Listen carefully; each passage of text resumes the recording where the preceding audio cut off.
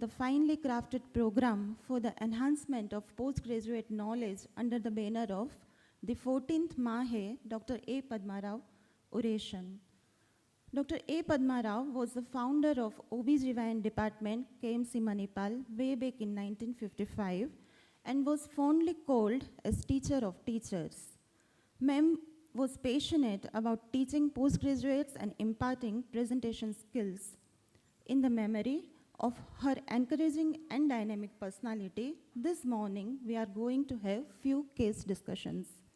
And for that, we are delighted to have Professor Dr. Neena Malhotra ma'am with us today, who has readily agreed to conduct the case discussions and has come today morning. Dr. Neena Malhotra is a renowned personality in India as well in abroad. Ma'am has more than 197 publications and trained many PGs, MCH and PhD candidates. She is an expert in the field of reproductive medicine and cervical cancer prevention. We will listen about ma'am's national and international accolades very soon. I can just tell that we are proud to have such a great personality and gifted personality. On behalf of our OB/GYN department, I wholeheartedly welcome you, ma'am. I request our head of the department, Dr. Shripad Hebbar, to welcome Professor Neena Malhotra ma'am with a flower.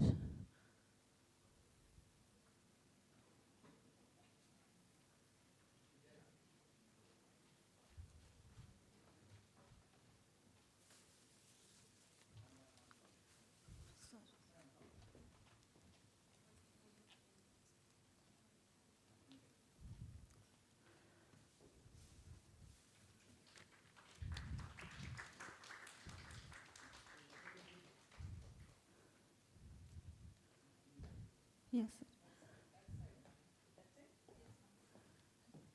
Now we shall begin with the first case presentation, and for that I would like to call Dr. Arshia and Ayushi from Reproductive Medicine Department, and I request Dr. Anjali Sunil, Professor of Reproductive Medicine, to come on the dais and join for the case discussion. Thank you, sir. Thank you, ma'ams.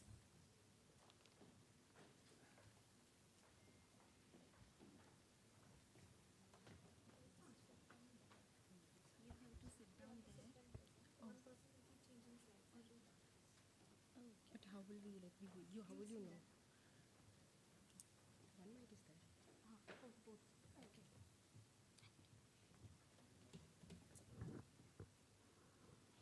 In that case, I will tell you. In this second slide, these all things will be there. Then we will put next. So this comes as an animation differential diagnosis. Okay.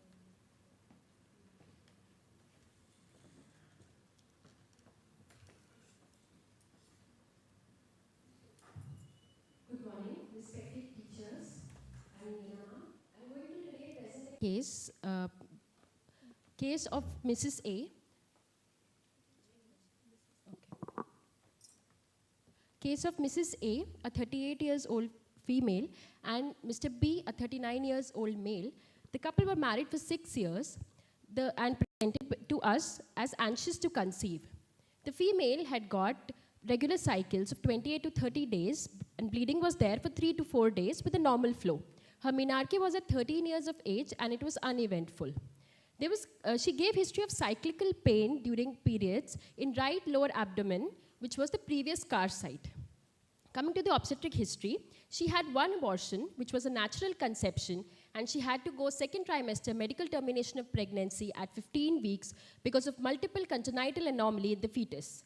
She had to undergo a hysterectomy because there was failure of induction.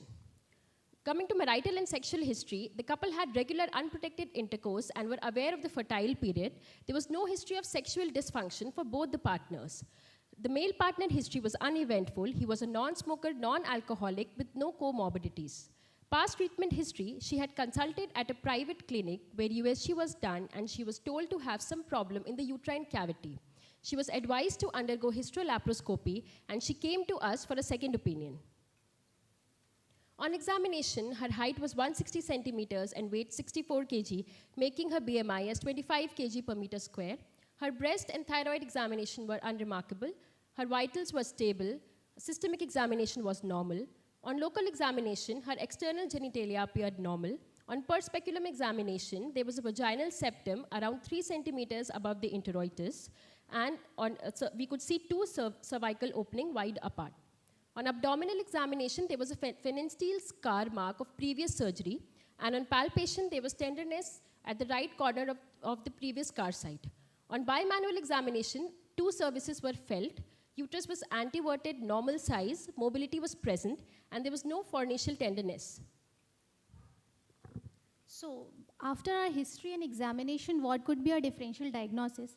As we have found that the 2 cervices were felt, and there was a septa in the vagina also, so there is definitely a Mullerian anomaly. So what it could be? It could be a uterine diadelphus, or it could be a septate uterus, and that septa is completely extending till the vagina. And it could be a biconate uterus also. Sometimes there may be a duplicated cervix which is associated with the biconate uterus. And this history of having a pain at the right scar area, that points out towards having the scar endometriosis, because it is cyclical and it is associated with the menstrual cycles. Then the examination and evaluation done at our center is we have evaluated for her ovarian reserve, because she came to us because they wanted to conceive also. And we found that she is having a decreased ovarian reserve. Her AMH came out to be 0.98. And then we did a 3D ultrasound, and we found that the fundal contour was maintained, and there was 2 uterine cavities, and that the septa was also present till the cervix. The cervix was also divided, and endometriotic cyst is also present, and there was very less AFCs, just hardly 2-3 AFCs on either side. We have done MRI also to rule out the complex anomalies. Then we found the same, that the septa was extending throughout its length, and it was present in the vagina also, that extends in the vaginal canal, and the fundal contour was maintained, and both the kidneys were found to be normal.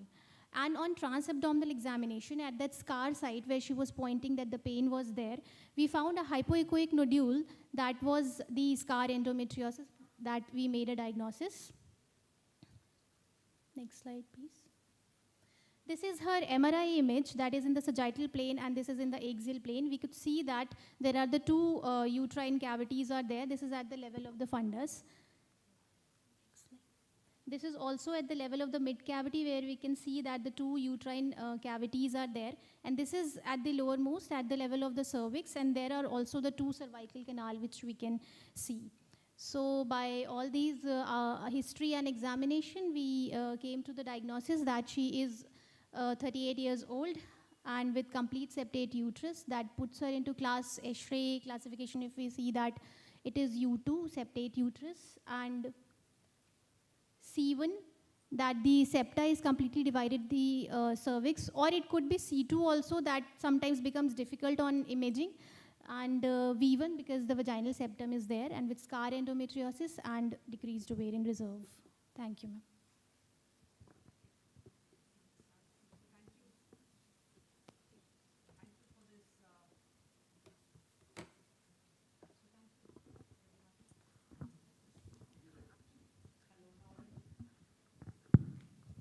So thank you so much for that quick and crisp history and case, the investigation that you've done. I have just one, and think the question is coming from your best examiner. Who's your best examiner whenever you do a case? Your patient, isn't it? Yes. What does the patient want? That's what the patient is asking. Let's answer the question of the most holy examiner, which I always tell my postgraduates, my residents, who are the holiest of your examiners, your patients. So what's her question to you? Let's go by that first. Then we'll come. We are very low down in the merit of examinations. Yes, ma'am. Ma'am, because the couple came to us because they were anxious to conceive, and they already had 1 second trimester abortion. So they came to us probably because they were anxious to conceive, and they had consulted in outside clinic where she was told that she has some problem in her uterine cavity. For that, the clinic, they had offered surgery. So she came to us because they wanted to seek a second opinion, whether it is required or not, and she wanted the further management also. Okay. So I would just say, your examiner wants an answer.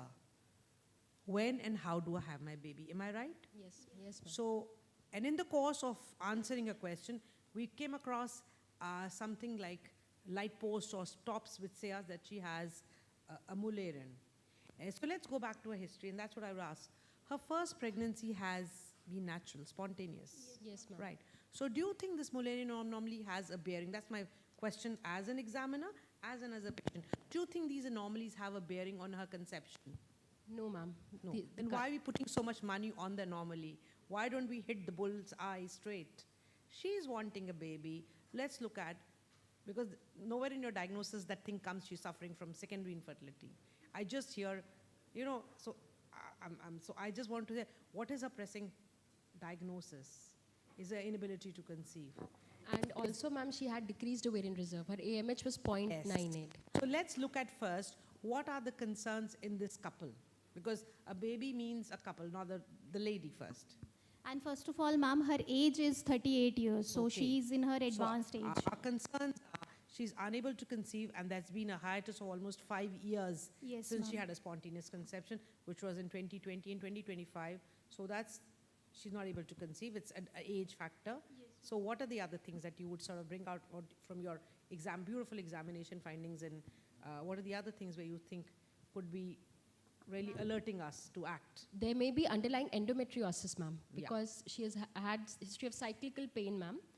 So there may be a component of endometriosis which may be hindering her pregnancy. Okay, good. So there could be endometriosis, advanced stage, and for that age, 38, her reserve is definitely complementing the findings of her age. Anything else that concerns you in her inability to have a baby? Ma'am, there was a vaginal septum. Though the couple did not have any difficulty in having intercourse, but there was a vaginal septum which could have led to some Okay. What about the so-called complete septum that you see? Could that have a bearing with infertility? Yes, no?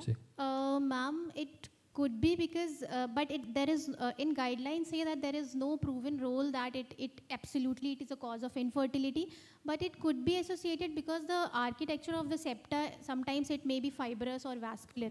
So the implantation also will be altered in that. So some couples may be there that will be the cause of implantation failure, but there is no, we cannot say that it is because of this septa only this couple is having infertility like that. Also, ma'am, because of the septa, she may have recurrent abortions also. Even if the pregnancy occurs, there is She's increased not had chance. any pregnancy, so we shouldn't go by if it's this lady. We should not go. To me, I think the septa has got no meaning when it says infertility, because she's had a natural conception. She's not had recurrent pregnancy losses, so I can't really point out. Anything else which you think may have not come from your history may need to be? Yes. What about the male evaluation? Also the other one. So we quite happy to say she has even 5 years. The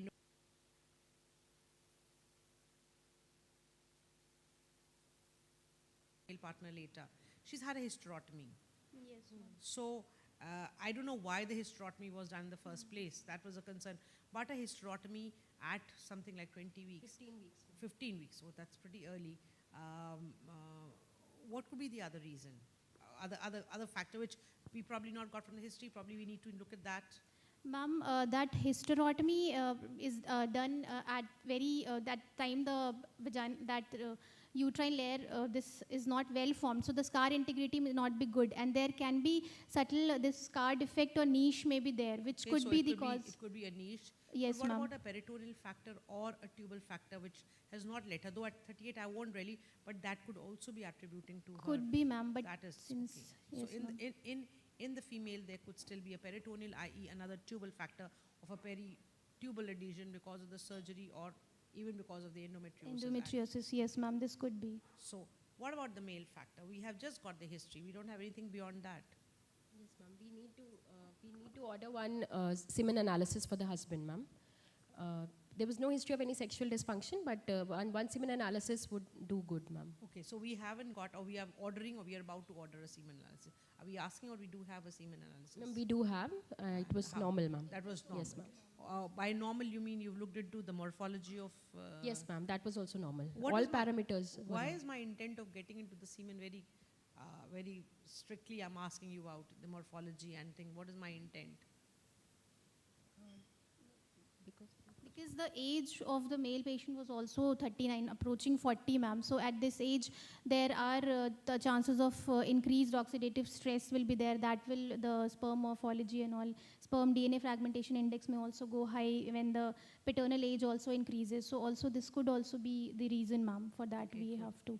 And the lifestyle also, we have to ask male if he is chronic alcoholic or anything that we have to look upon. What about So we can diabetes? diabetes, yes, Diabetes ma'am. in the These are all, husband? yes, Was ma'am. something which we should be very, very particular Yes, about? ma'am. These lifestyle factors we can modify, so we can ask, ma'am, these Okay, patients. so let's presume that we are going by the semen analysis, the morphology is good, the motility is...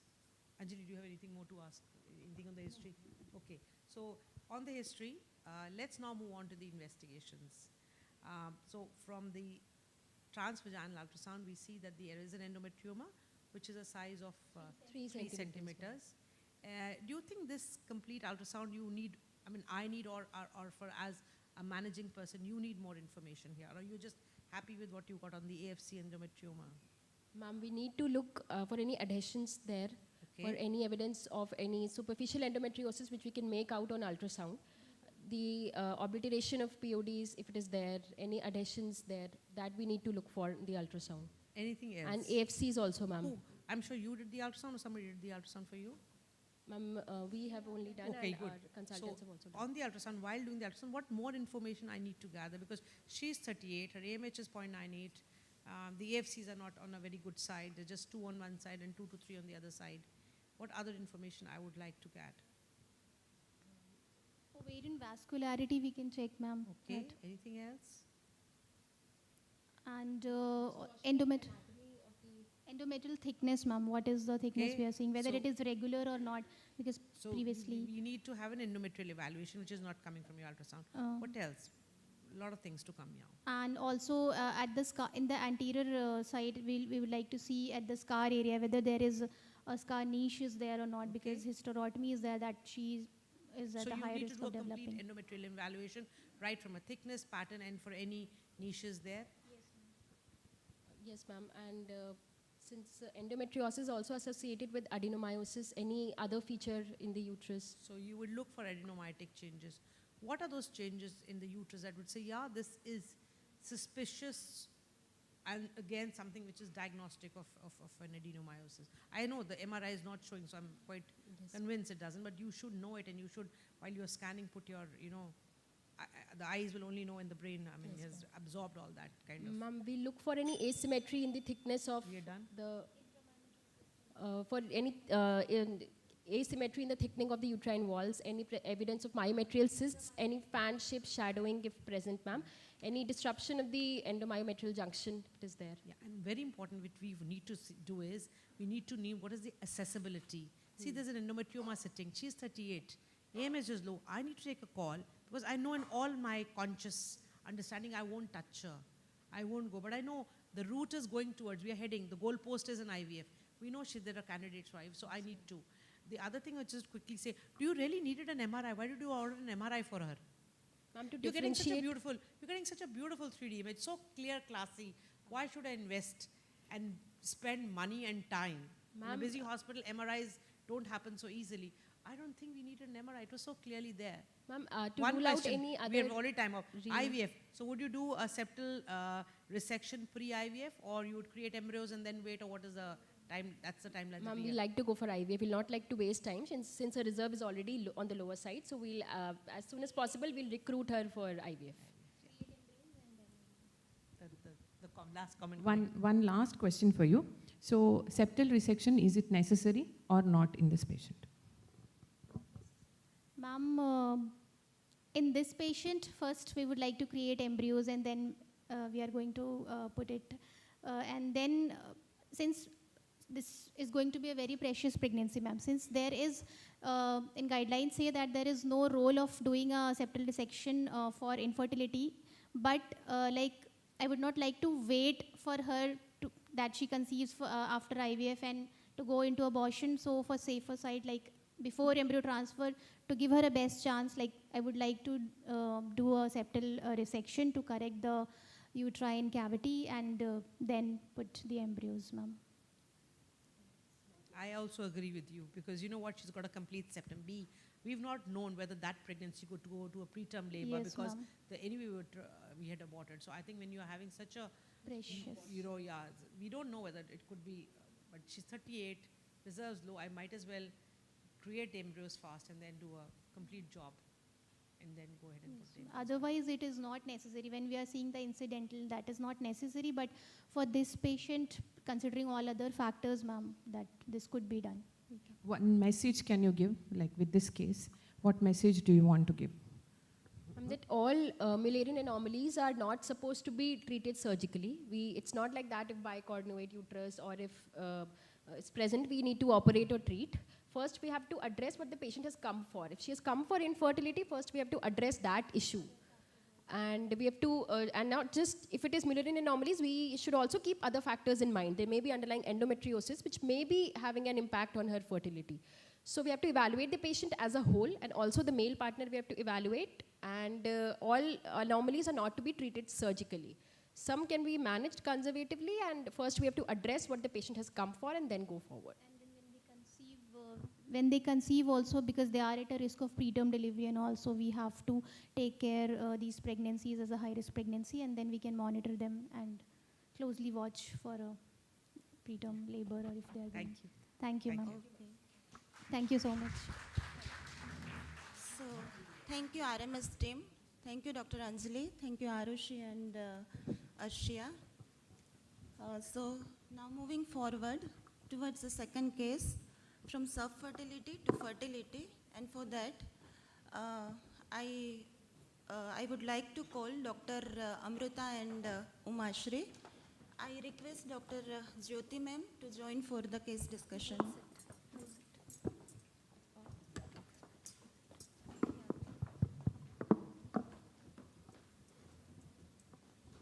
What happened?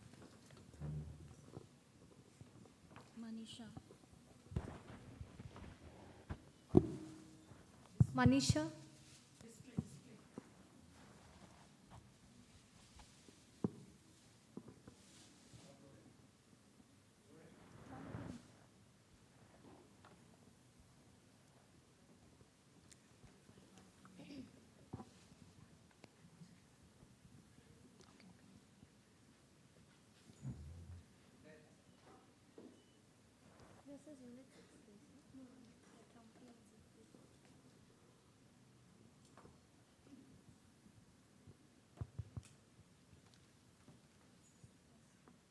But it's not projecting over here.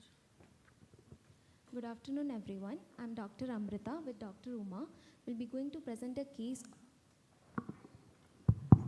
We're going to present a case of Mrs. X. She's 43 years old, hailing from Kundapura, from Udupi. She's a homemaker by occupation and belonging to upper middle class according to modified Kuppuswamy scale. She presented to our neurology department with complaints of right-sided headache associated with blurring of vision for 8 days. And she also complained of left upper and lower limb paresthesia for 1 day. On per-abdominal examination, an incidental abdominal mass was found and OBG consultation was sought. Coming to her history of presenting illness, patient was apparently alright 8 days ago when she had a sudden onset of unilateral headache associated with 1 episode of vomiting and blurring of vision. It was also associated with left upper limb and lower limb paresthesia for 1 day.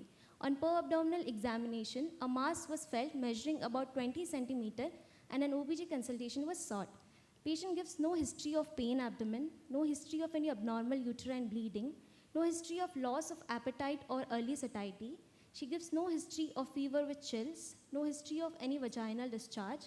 There is no history of use of oral contraceptive pills and no history of weight loss. She also doesn't give any complaints of altered bowel habits, no history of increased urinary frequency. Coming to her menstrual cycle, she attained her menarche at 13 years of age. Her cycle pattern is regular, about 28 to 30 days. Her last menstrual period was on 26th of June 2025. She has a duration of 4 days of bleeding with moderate flow, using 2 to 3 pads per day. There is no history of passage of clots or dysmenorrhea. Coming to her marital history, she is married life of 23 years. She is para 2, living 2, abortion 1, with 1 previous normal vaginal delivery and 1 LSCS. She is sterilized with her last childbirth 17 years ago. In her past history, she is not a known case of diabetes mellitus, hypertension, thyroid disorders, asthma, or seizure disorder. She has no known allergies or significant drug history or bleeding tendency. She has undergone one laparoscopic appendicectomy 17 years ago. Coming to family history, there is no history of breast, gynecological, or colorectal malignancy. She has a mixed diet. Her appetite is normal with adequate sleep. Her bowel and bladder movements are regular, and she has no habits. Coming to her clinical examination, her general condition is fair. She is moderately built and nourished with a weight of 77 kg and height is 161 centimeter with a BMI of 29.7. No signs of pallor, icterus, cyanosis, clubbing, edema, and no palpable lymphadenopathy noted. Bilateral breast examination was normal and thyroid is normal. Her pulse rate is 80 beats per minute, regular in rhythm, good volume and character. Her blood pressure is 120/80 millimeter of mercury, measured in right arm in supine position. Her respiratory rate is 16 per minute, thoraco-abdominal type. And bilateral normal vesicular breath sounds heard, no added sounds. Cardiovascular S1, S2 heard, no added sounds noted. On per abdominal examination, on inspection, abdomen appears distended, predominantly in the lower abdomen in the right side. Umbilicus is central, inverted. All quadrants move equally with respiration. And previous laparoscopic scars were noted, and no visible peristalsis or pulsations or dilated veins noted. On palpation, a 20 cross 12 centimeters well-defined mass is extending from the right iliac fossa and right lumbar region, superiorly up to the right hypochondrium and midline.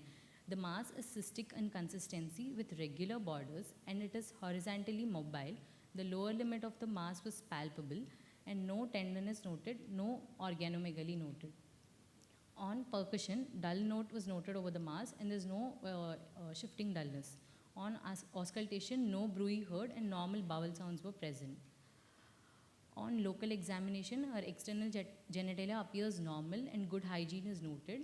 On per speculum examination, cervix appeared healthy, paras is visualized, no erosion or growth is noted, no foul-smelling discharge is noted, minimal bleeding through the os is noted. On bimanual examination, cervix is firm in consistency, uterus is anteverted and normal in size, a mass is felt through the anterior and right fornix and the movements of the mass are not transmitted to the cervix and there is no nodularity felt in the pouch of Douglas. My provisional diagnosis is a 43-year-old, para 2 living 2, abortion 1, sterilized lady with right adnexal mass, probably benign ovarian tumor with cerebral venous thrombosis. Okay, so just a first question. Is there a link between her CVT and her mass? Do you think there is a correlation or is that they both are separate identities? Because I'm not looking at the mass as a gynecologist, I'm looking at the lady as a whole. So where do you see the CVT, the cerebral venous thrombosis? Such a huge mass can also cause paraneoplastic syndromes, which can lead to a hypercoagulable state, and that can also cause a CVT. And also a mass, it can also put pressure on the pelvic vasculature, which can cause stasis, and that can also lead to thrombotic events, ma'am. So did you look at her leg veins? Did you look in for calf tenderness? Was the Hoffman signs or anything positive there? No, ma'am, there was no calf tenderness. Also, there was no leg edema, pedal There was edema no pedal also edema. not. Okay, brilliant. So any investigation that you had or you've done, can we hear that? We have done, coming to a routine ultrasound, ma'am, the size was 19 into 9.5 into 7.6. It was a large abdominopelvic cystic mass with few internal echos and thick septations. It was in the right adnexa, extending to right paraumbilical and lumbar regions. Left ovary was normal in size and echo texture. We have also done one CECT in which it came as 18.7 into 14.6 into 13. It was a large, well-defined, multiloculated abdominopelvic cystic lesion with multiple thin, enhancing septations and smooth wall. It was in the right iliac fossa and flank. It was abutting the transverse colon, small bowel loops, urinary bladder and it maintained the fat planes. So it was a right adnexal cystic neoplasm, likely benign epithelial neoplasm. There was no evidence of any omental or peritoneal disease. This is the CECT image, ma'am.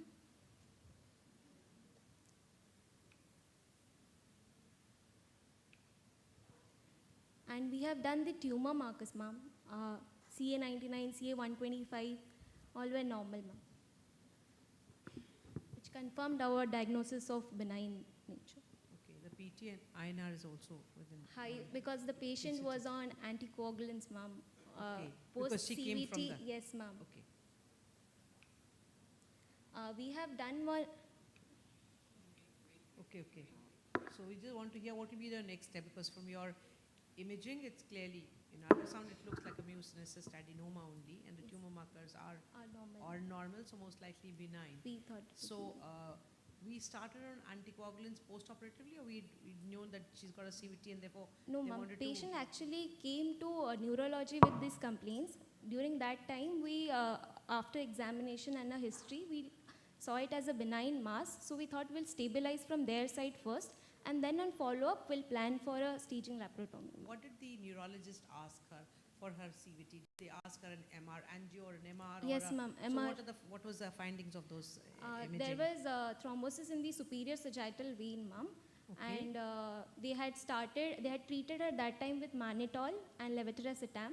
Post that, she was stabilized and discharged on levetiracetam and nicumarol, oral antihypertensive. Oh, so she went on an oral Yes, yes, ma'am. And between now that there's a mass, After, ma'am.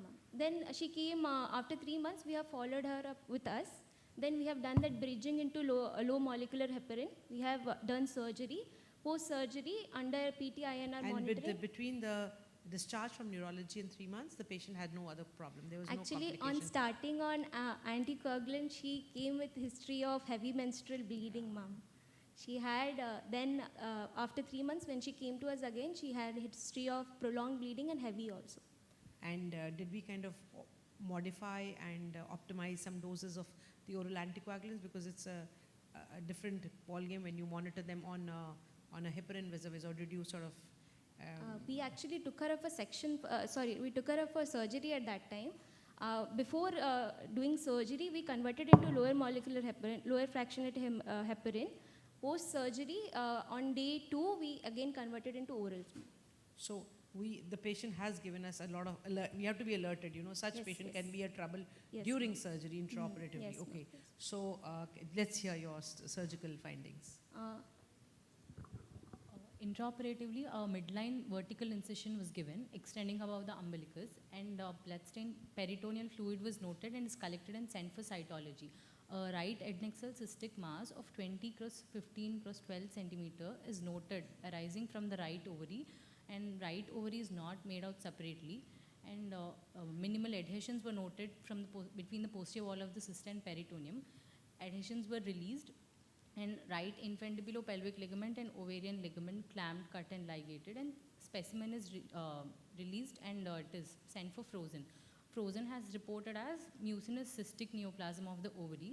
So we have done omental biopsy, and we have sent the specimen for HPE. And we have abdomen is explored in clockwise direction. There is no metastasis is found, and left ovary is noted to be nodular and hard. And so we have proceeded with total abdominal hysterectomy, and bilateral salpingo-oophorectomy is done, and specimen is sent for HPE. And this is the intraoperative finding of the large mass.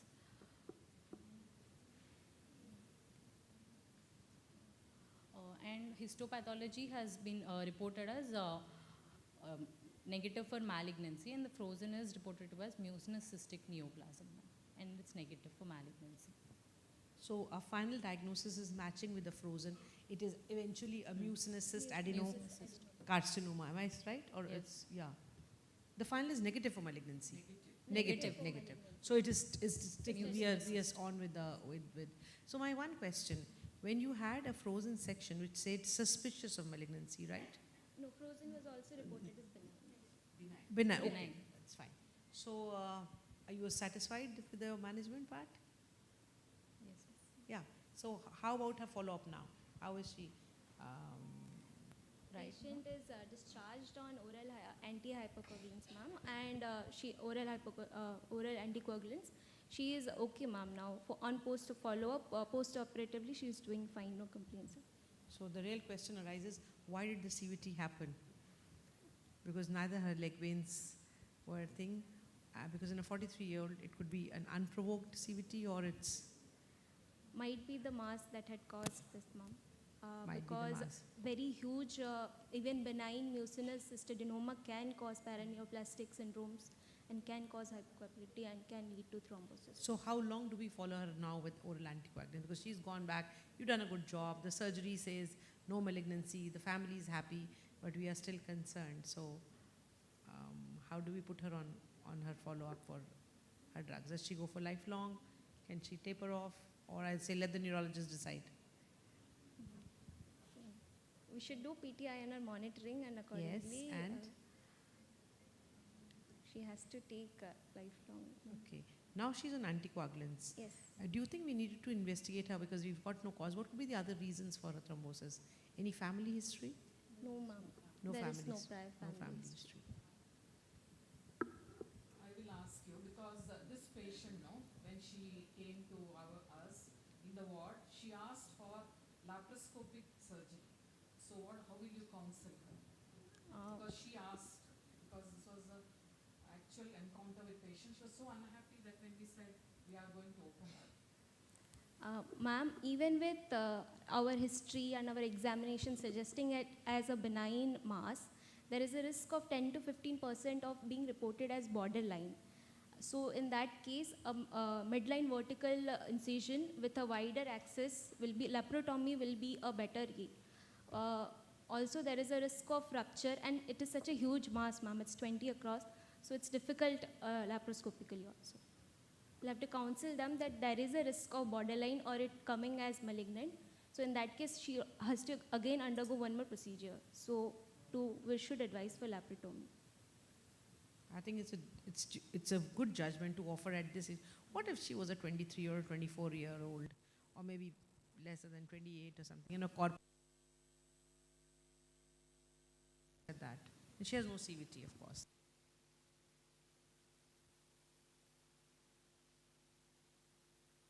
We'll have to counsel them, ma'am, regarding the pros and cons of that. The risk of it turning malignant and then we doing a huge surgery. And No, see, at below the age of 40, no, I think you can offer. Because the Malignancy. size will not, because on ultrasound it is looking like there's no other area which is showing any, nodule Solid or any components or papilla. yes, So it is looking like a clear cyst. So the ultrasound findings will dictate, yes, like whether you can offer laparoscopy for a younger woman. Like when the lady is young, cosmesis matters for the lady. So you can offer. Size won't be the criteria. great. And also in this scan, or for that matter, if I had a scan like this, we're clearly seeing on both imaging, ultrasound as well as a CT. So I think Imaging has a role. Yeah. definitely. Because, Yes, imaging definitely. will dictate your Further surgery. management. Yes. Imaging will definitely dictate. Because it will tell you whether it is benign or malignant. Because age is and the tumor markers are normal. Are normal, ma'am. The imaging and tumor markers Yes. will decide the mode of surgery. Surgery. Yeah, thank you. Thank you, so ma'am. much. Thank you, sir. That's So thank you, Jyoti ma'am. Thank you, Uma Shri and Amrita. Thank you, ma'am. Just be here, ma'am. Due to scarcity of time, we will be moving towards the oration directly. Yes, sir.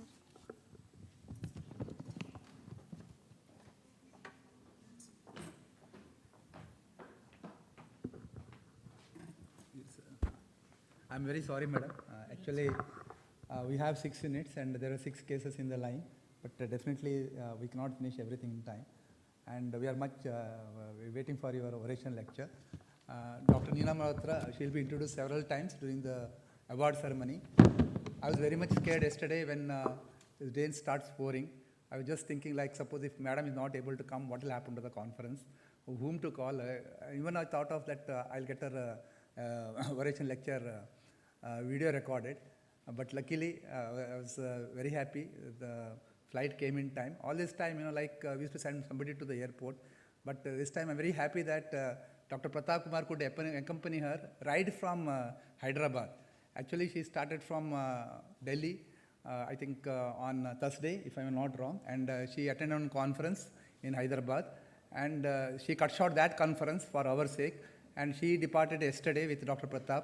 I think there was a lot of rains while coming, but flight took 1.5 hours, but she coming here took almost 2 hours.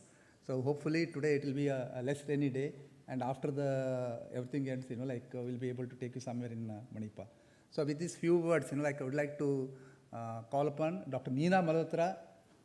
She is the professor and head of the Department of Obstetric Gynecology of a renowned institution. It's called as Jewel Crown Institution, AIMS, Delhi. Madam, please. Okay, so the time allotted is 45 minutes.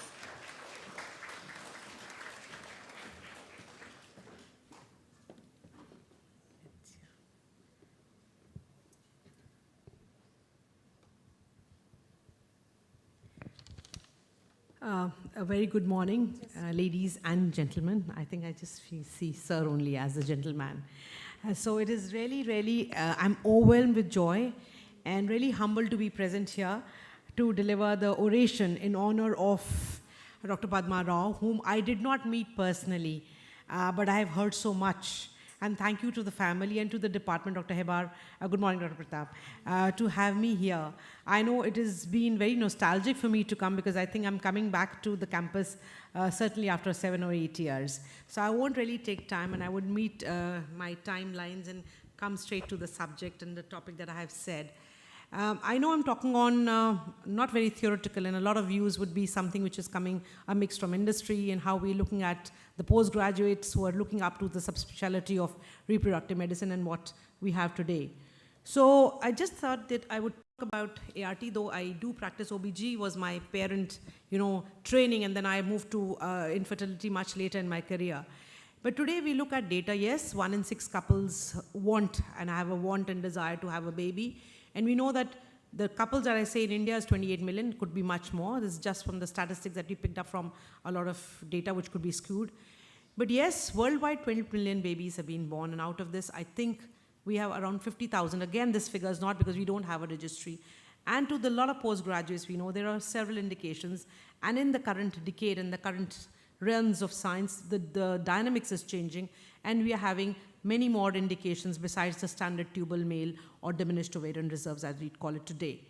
But what is important today in IVF-ART, I think it's going beyond the realms of just giving babies, but a lot of happening in women who wanted to preserve their fertility, i.e. young girls who are for pursuits, and we'll talk later.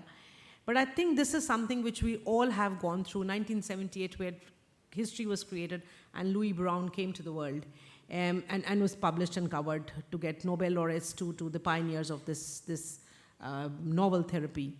So to a lot of postgraduates, yes, it looks like creating babies, but a lot of process that goes from just prior to creating babies to stimulating, identifying the couples who need workup, ovarian stimulation. We do OPUs, then go to the lab, and then the embryologists toil to give us, with their culture and with their gifted hands and eyes, to get embryos which we put back, and then nowadays when they're surplus or even for so-called elective social freezing, which I'll talk, we look at having a baby. So I think certain landmarks which you can say beyond 1978, which really have changed our practice today, and I see, is the birth of a baby coming from donated eggs, from a laparoscopic guided, if you've watched the movie on the Netflix, and of course seen how Edward Steptoe and the team picked up embryos or oocytes from a laparoscope to transvaginal ultrasounds. And then PGT was introduced way back in 1990.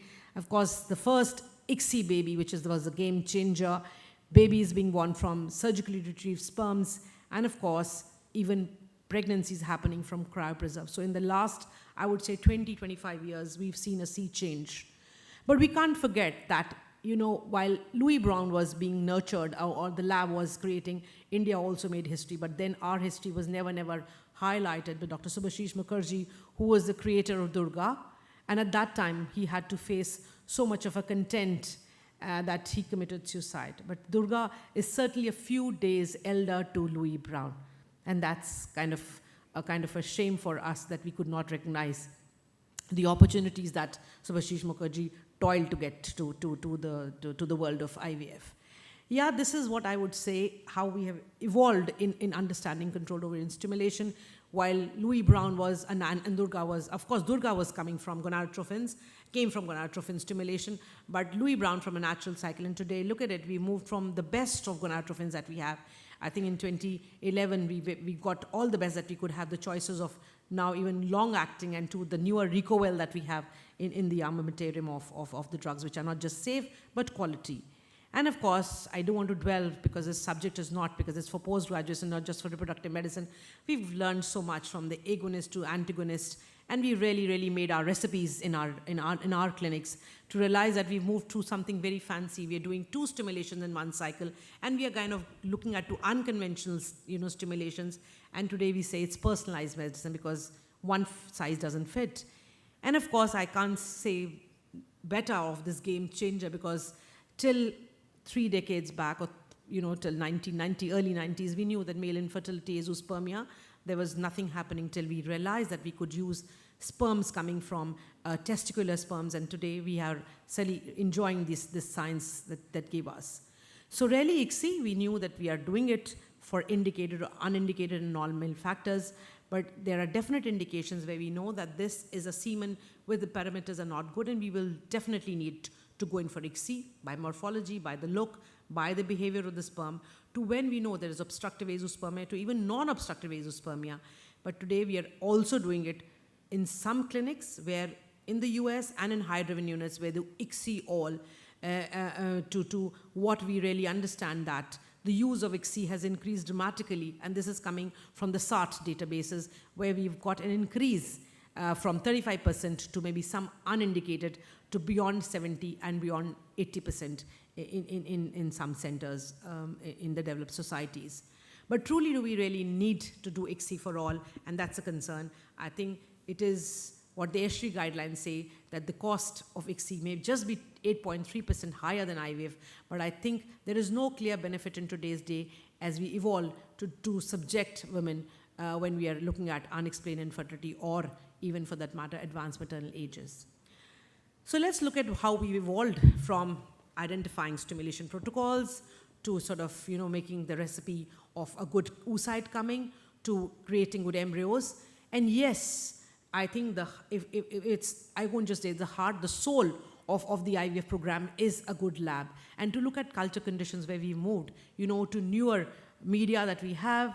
I think when I trained and I went for a training to Professor B. N. Chakravarti, that's the time when we were weighing the salts, we were making distilled waters, double distilled waters, and today, at the click of a button, you can just order the media.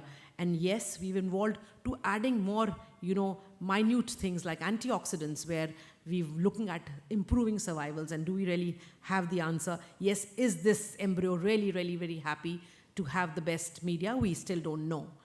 So let's look at beyond creating embryos, where have we moved? Yeah, to cryopreserving. Well, we thought we had surplus embryos where we were cryopreserving, and we got the first human pregnancy way back, when Alan Townsend from the Melbourne group in Australia, we had a newer technology which came in the early 2000s to vitrification. And of course, now we are so proud and so, deft with our fingers that, yeah, we can freeze blastocysts, which was a challenge to have better pregnancies. And yeah, in the realms of cryopreservations, while we said we are just cryopreserving excess embryos, today we have gone on to social egg freezing. Because in the US, if you look at the numbers, women for pursuits of their careers are wanting to cryopreserve their oocytes or put their fertility on hold and move beyond and say that they can have a baby later on. But certainly, if we look at oocyte cryopreservation, are we doing it for medically indicated situations like oncofertility, or girls who have a borderline tumor, or there is a genetic condition, which will forewarn me that she's at risk of premature ovarian insufficiency, to giving women reproductive choices where they can, as I said, do an elective social or planning their pregnancies or planning their babies for future. And yes, if we look at the data which is coming from America, the SART or the Australian New Zealand, I think America heads ahead of most of the data beyond Europe, which is the HFA database on social egg freezing, because that are the contributors to their numbers. So let's look at the topic that I'm going to talk today, what off we have grown in the last 2-3 decades in the 21st century, when we've been practicing IVF with so much of technology at hand, so much of understanding. Do you still feel we'll have challenges? And do we still feel, yeah, there will be? And truly, let's see what are the challenges in the present day and age. And I would just put it into the couple of challenges that I feel, and there may be much more beyond what is my understanding, to a growing demand and disparity that we see in the IVF across the globe, across our country, to the changing patient profile that we've been seeing. And I'm sure Dr. Pratap Kumar will endorse to the number of poor reserves that we saw 25, 30 years back to what we see. I think there is a sea change. I think our clinics are seeing predominant indication being a poor ovarian reserve, advancing age, as contrast to what we just saw 10%. Today, 60 to 70% of our patients belong to that category. Of course, the evolving technologies, the new gizmos, are they improving not the pregnancies but our live births? And are we meeting the expectations, and are we truly in the realms of ethics and law, considering that we've been hammered by an ART bill and therefore we are so much bound by the code of conduct? So let's look at the growing disparity. Yes, I think BMJ gave a beautiful paper in 2014, and they said that there is an overuse in IVF. I can't say yes in India, but I think that's what the pinch was felt in the more advanced countries, because that said that it's expanded to wider indications as we see now today. Of course, the outcomes of children on the IVF were poorer than what were conceived, and we really know IVF babies don't do so well. We also have evidence that we need to really evaluate the couples for a reasonable indication and also understand, because there will be a lot of pressure from parents as we get, because I will share what is the pressure.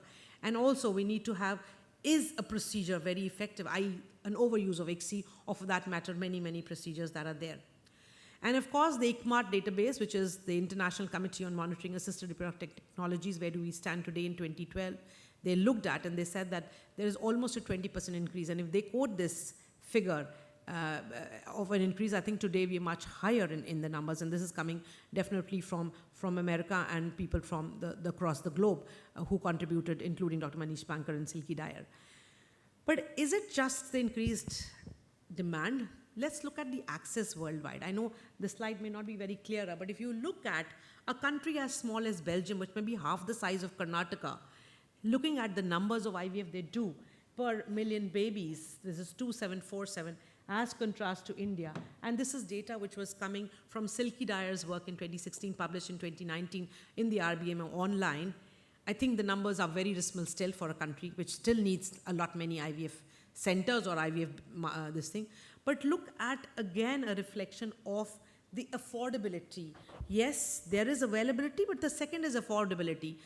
In very, affluent societies like US, where affordability is not an issue, India doesn't even figure, and we have to realize, is IVF affordable by and large the masses? Well, certainly not, and that's why they could not get the figures, even though they have the figures of number of IVF cycles per million population. So to look at it, the disparity in the supply-demand, let us look at the IVF market, which is there. If we look at people who are following in finance or who need to invest their money and who are bullish, I think it is a $1 billion industry. And if you look at the projections which come from 2022 until 2032, a rise in the money in the US market, amount like 60 billion, which is, I think, really a good number for people who look at. And if we look at what is called as the compounded, CAGR, as a lot of the economists would put it, overall, this is by far the only industry, if you look in the healthcare, which has shown the greatest incline from 13.2. While the US has shown just a 4.5% CAGR, I think Indian markets show a much more. So for a lot of you who are young, do feel impressed. The numbers of CAGR, which is the annual growth, the compounded annual growth returns, is 18%. So I think we are still very nascent, we are still to grow, and we have a lot to see. That's the number.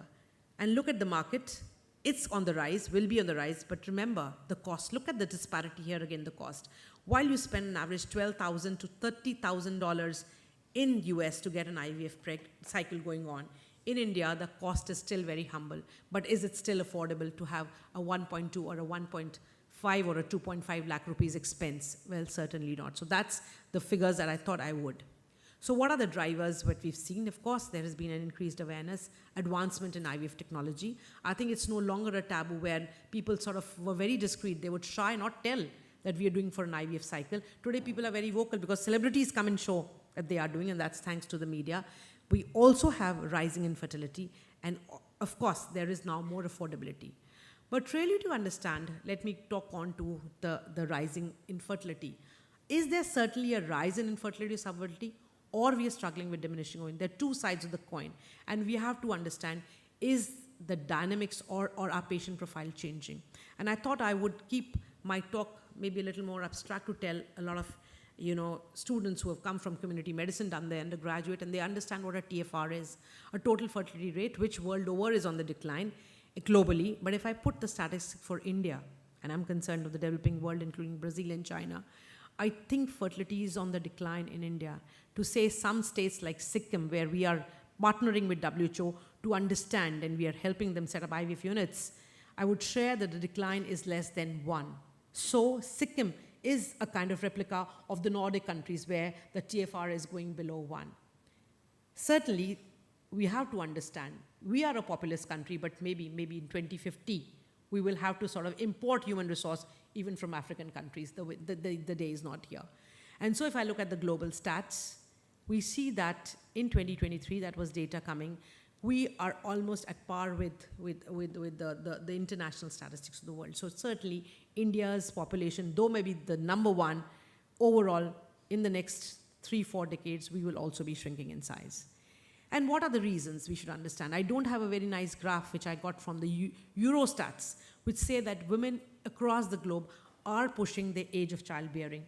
And certainly why not? When they have more options and they can shoulder with men, they have more career pursuits. So definitely childbearing takes the backseat as compared to our career progressions. So we are evolving around our careers more than evolving around our families. And in Asia Pacific, that's the story, where again India doesn't figure. But in India also, the age at conceiving and having a pregnancy is being pushed. And this is definitely coming from type 1 cities. But if I look at smaller towns, certainly the age is not 26, it would be 28 or 29.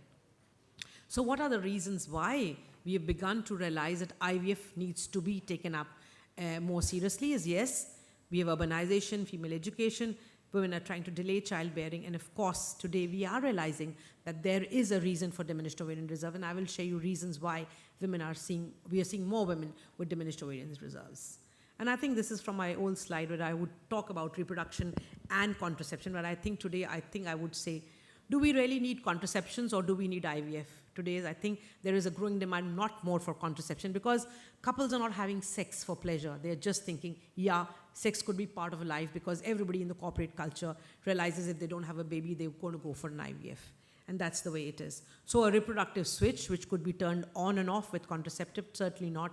I think today's day and age, the reproductive switch could be turned on and off with having the technology as IVF. I don't know how many of you are reading economy or for economics books and all. I think there is a phenomenon called the Veblen effect.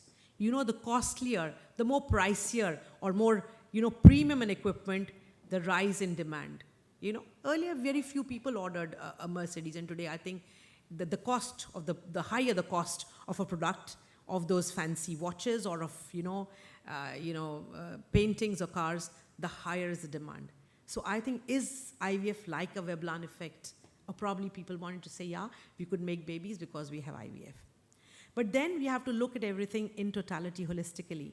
Today when we say, yeah, we could mirror the economy of US or we follow the habits, we cannot deny that ethnicity is very important in understanding the dynamics of IVF in our country, which is a challenge.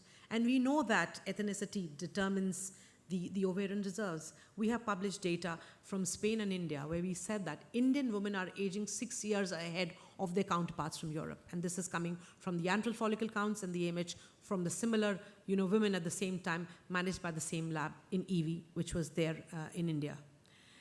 And therefore, we have to be concerned. When we published our own data, when we published the 8 specific normograms on ovarian reserves in healthy women which were fertile and infertile, it was again an eye-opener. And I thought I would just share you, these were the plots that we published.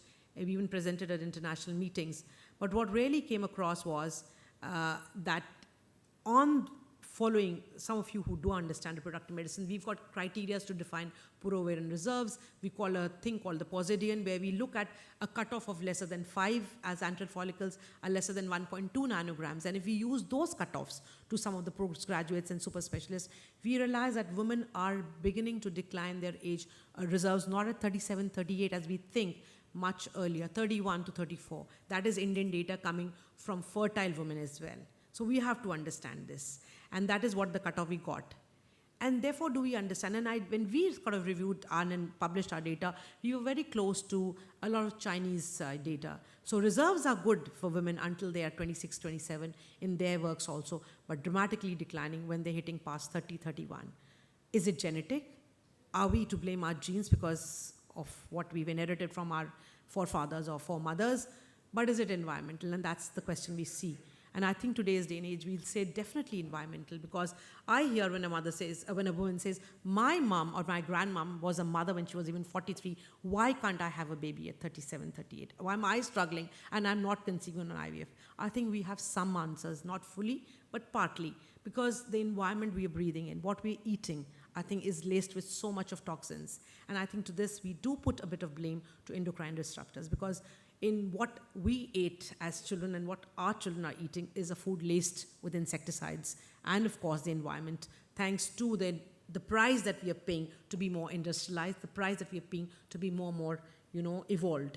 So this is what we look at. And I think if you look at EDC, can we say we're not using, all of us are surrounded, right from the options that we have to eat, right from the options we need to dress, the cosmetics, the perfumes, and everything. We are surrounded by that.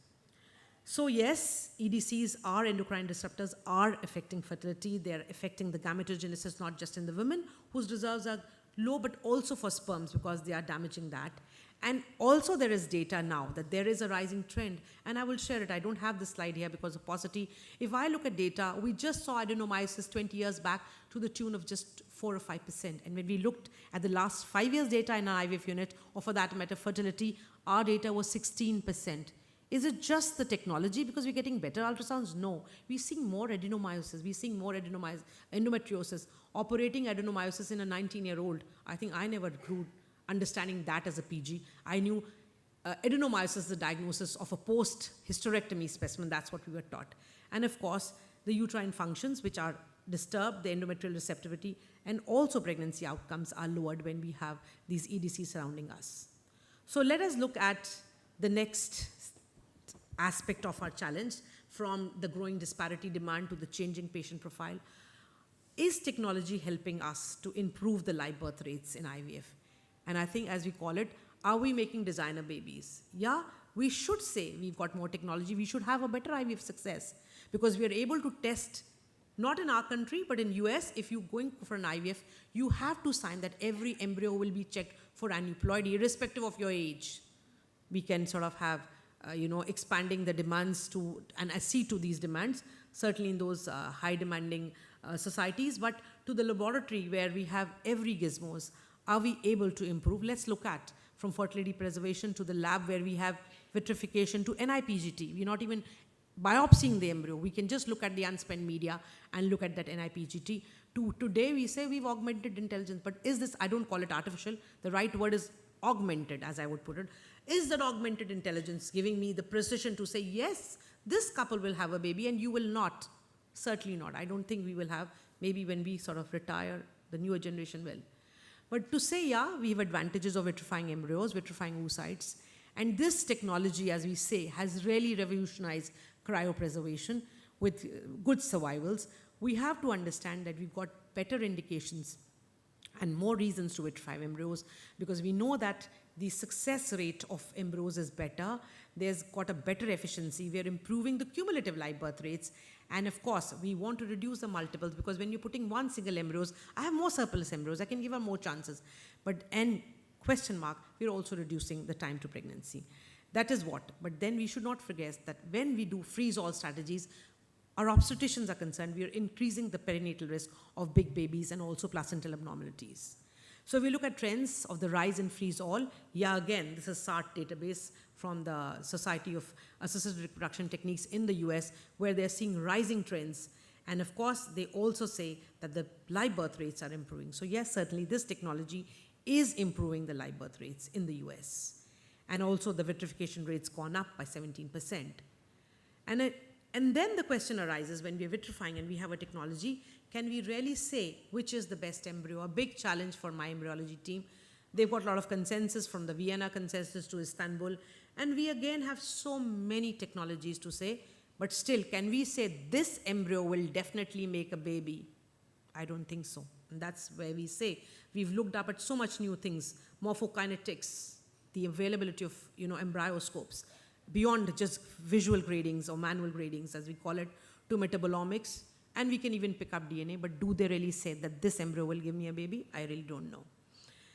Yeah, embryoscope is there, the time-lapse imaging, innovation which came in the last 10 years, and all of us, I'm sure, my lab has it, we use it, but have our live birth rates gone up? And this is how we look. It's like a CCT camera fitted in my incubator, which Lady looks at. And therefore, we've really looked at a lot of papers saying that morphokinetic analysis is improving the infertility outcome. Some papers even say that I can sort of score and say this could be a euploid embryo or not. But let's look at a morphokinetics or morphology versus the kinetics, or ploidy, and do they really interpret? But in the realms of evidence-based medicine, NEJM papers, Lancet papers say that this kind of interpretation may be useful to triage your patients on just scoring. Overall has not improved the live birth rates, and this was a multi-centered trial which came across Southeast Asia, from Hong Kong to Europe to US, and this also could not play. So you could select the embryos, but not. And yes, today when we say we are doing PGT-SR, PGT-A, PGT-M for monogenetic, I think the US is pushing PGT-A to identify those embryos where the babies could develop diabetes. And that's where we are getting to what is called as tailor-made babies. So yeah, we do understand we have an indication to do a PGT, i.e. take an embryo, biopsy it, send the blastocyst for a biopsy, pick up those blastomeres and look at euploidy, aneuploidy. But is there an indication to do it for all? That's a big challenge, as US and other highly developed communities say. And we should not forget that it may sound easy to biopsy. The whole procedure is cumbersome. There will be something which is called as no-show. We will not get any good embryos to even subject them to those high technology platforms. And then, even if we freeze, will we look at 100% survival? Yes, there are labs which say 99%. But then, do we really put this back as live birth? Because at the end of the day, my examiner is my patient, the holy examiner, who says, doctor, you're going to do this. Will this get me a baby? And I say, certainly not. I don't have an answer. So if we look at the data on the systematic reviews, to use PGT as a tool to say we are improving live birth rates, certainly not. Even the country which swears by offering PGT to all gives a guideline which is coming from the American Society of Reproductive Medicine, which says indicated for only some. And so therefore, aspiring super specialists in IVF should accept it. That is only in certain indications that we are justified to do it. Advanced maternal age, recurrent implantation failures, recurrent pregnancy losses, or those where we have a pregnancy where there is going to be a chromosomal anomaly, as could be from the family history, or there is a severe male factor. And also, certainly when you have a good prognosis patients where they're just wanting a single embryo. And I think I would put that as the last and truly not on the top. So let's look at from the scare of biopsying the embryo or the blastomeres and putting them to high technology platforms like the NGS. I think we've evolved to just using the unspent media and looking at the DNA which is coming as called as a cell-free embryonic DNA for the embryo development. And could we use this technology, which in the last 4 or 5 years has really been in a lot of controversy, has been accepted by some and not accepted by others in the US, where we look at, instead of biopsying the blastomeres, you look at the cell-free DNA, which we are doing from the unspent media, and this is then subjected to the newer NIPGT, which is non-invasive prenatal genetic testing for aneuploidy, to just test the unspent media for the cell-free DNA by the NGS platform. And then it was initially a proof of concept, which came from this group in the US, and to say, is it really acceptable? I think their counter or their kind of other group people said, well, certainly not. And why not it's acceptable? Because we know today also that even though we have the cell-free DNA, amplification may not happen in 1/3 of the unspent media. We may not get the concordance. And today also, there is a variation. Some labs say, I have an 85. There are others who say 40. But then what does the couple want? It wants to hear, is it a euploid or an aneuploid? And I still think we don't have. And not to forget, while we are saying the cost is going to come down with evolving technology, it's still a huge cost today also. So let's look at what we have again in our hand in technology, artificial intelligence. I think a lot of things has been come in understanding. There are a lot in the last decade with a lot of new models which have been worked up with, San Francisco, the kind of Silicon Valley. These are all Stanford graduates who worked with embryologists, and they've come out with algorithms to what we have, deep learning. I'm not a machine learning person, but I also have a grant from the ICMR, which I'm sort of struggling to understand, and let's see what we get answers from that. But certainly these also say that we are going to utilize, they're utilizing data from so many embryos, they're going to have a decision or a decision tree come. But we are still not say that, yeah, we are AI driven, but I think still in today's day and age, we have a long way to go that we will not be able to, we will be able to select or not, but not do PGTA for all.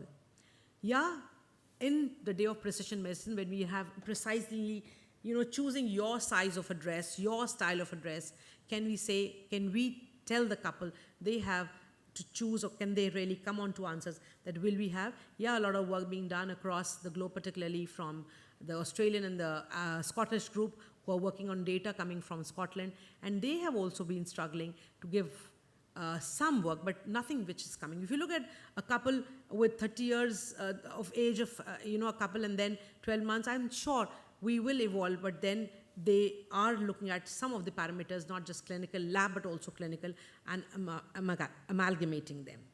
So let's look at what is newer in our understanding fertility preservation, which is now again a super specialty within the specialty of reproductive medicine, where we are trying to protect our gametes for men and women, sperms and eggs, where they could be utilized for much later years. And I think beyond oncofertility for cancer survivors, we're using it as social egg freezing.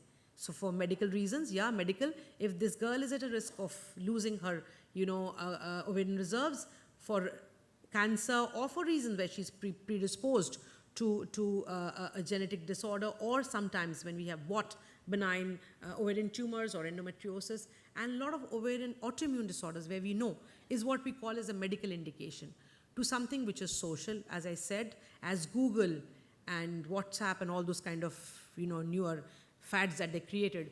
But if you look at data from there, did every egg or every woman go back? Certainly not. Only 16% of the social egg freezings gave rise to a pregnancy. But yeah, when we talk of fertility preservation, I again won't talk, it's a topic in itself. We have options to realize that we have what is robust is embryo and oocyte freezing for oncofertility patients also. And I know we do ovarian cryopreservation. I think Dr. Satish Adiga and myself are the only 2 units who are doing across in tertiary hospitals ovarian cortical tissue cryopreservation, thanks to our ICMR grants. But have we been able to transform this ovarian cortical tissue cryofreezing to future users will again be a challenge for us. Yeah, OTC was a big news, and I think today we have around 250 babies born from ovarian tissue cryopreservation, an indication which you do for cancer patients, especially for pubertal girls, where we can't create oocytes from oocytes from stimulation. To a lot of postgraduates, IVF entails stimulating, creating more eggs. But for a prepubertal girl or an adolescent girl, we do not know that we will be able to get those kind of oocytes, and we cryopreserve also for some girls who are as young as 3 or 4 years, who are turners and who know that they will be losing their ovarian reserve.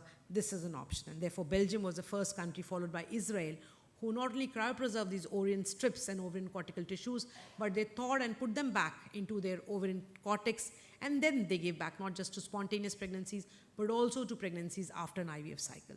And happy to say, if you look at the globe, we do stand at 3 units, and we are proud to say that it's Manipal and AIIMS which have been figured in the 3 that are doing ovarian tissue cryopreservation in this brilliant paper which comes from Human Reproduction. So I'm very happy to get, and I just couldn't shy to show the slide, that of the 3, the 2 units are there. So let's look at the next challenge, which is the expectations of our couples.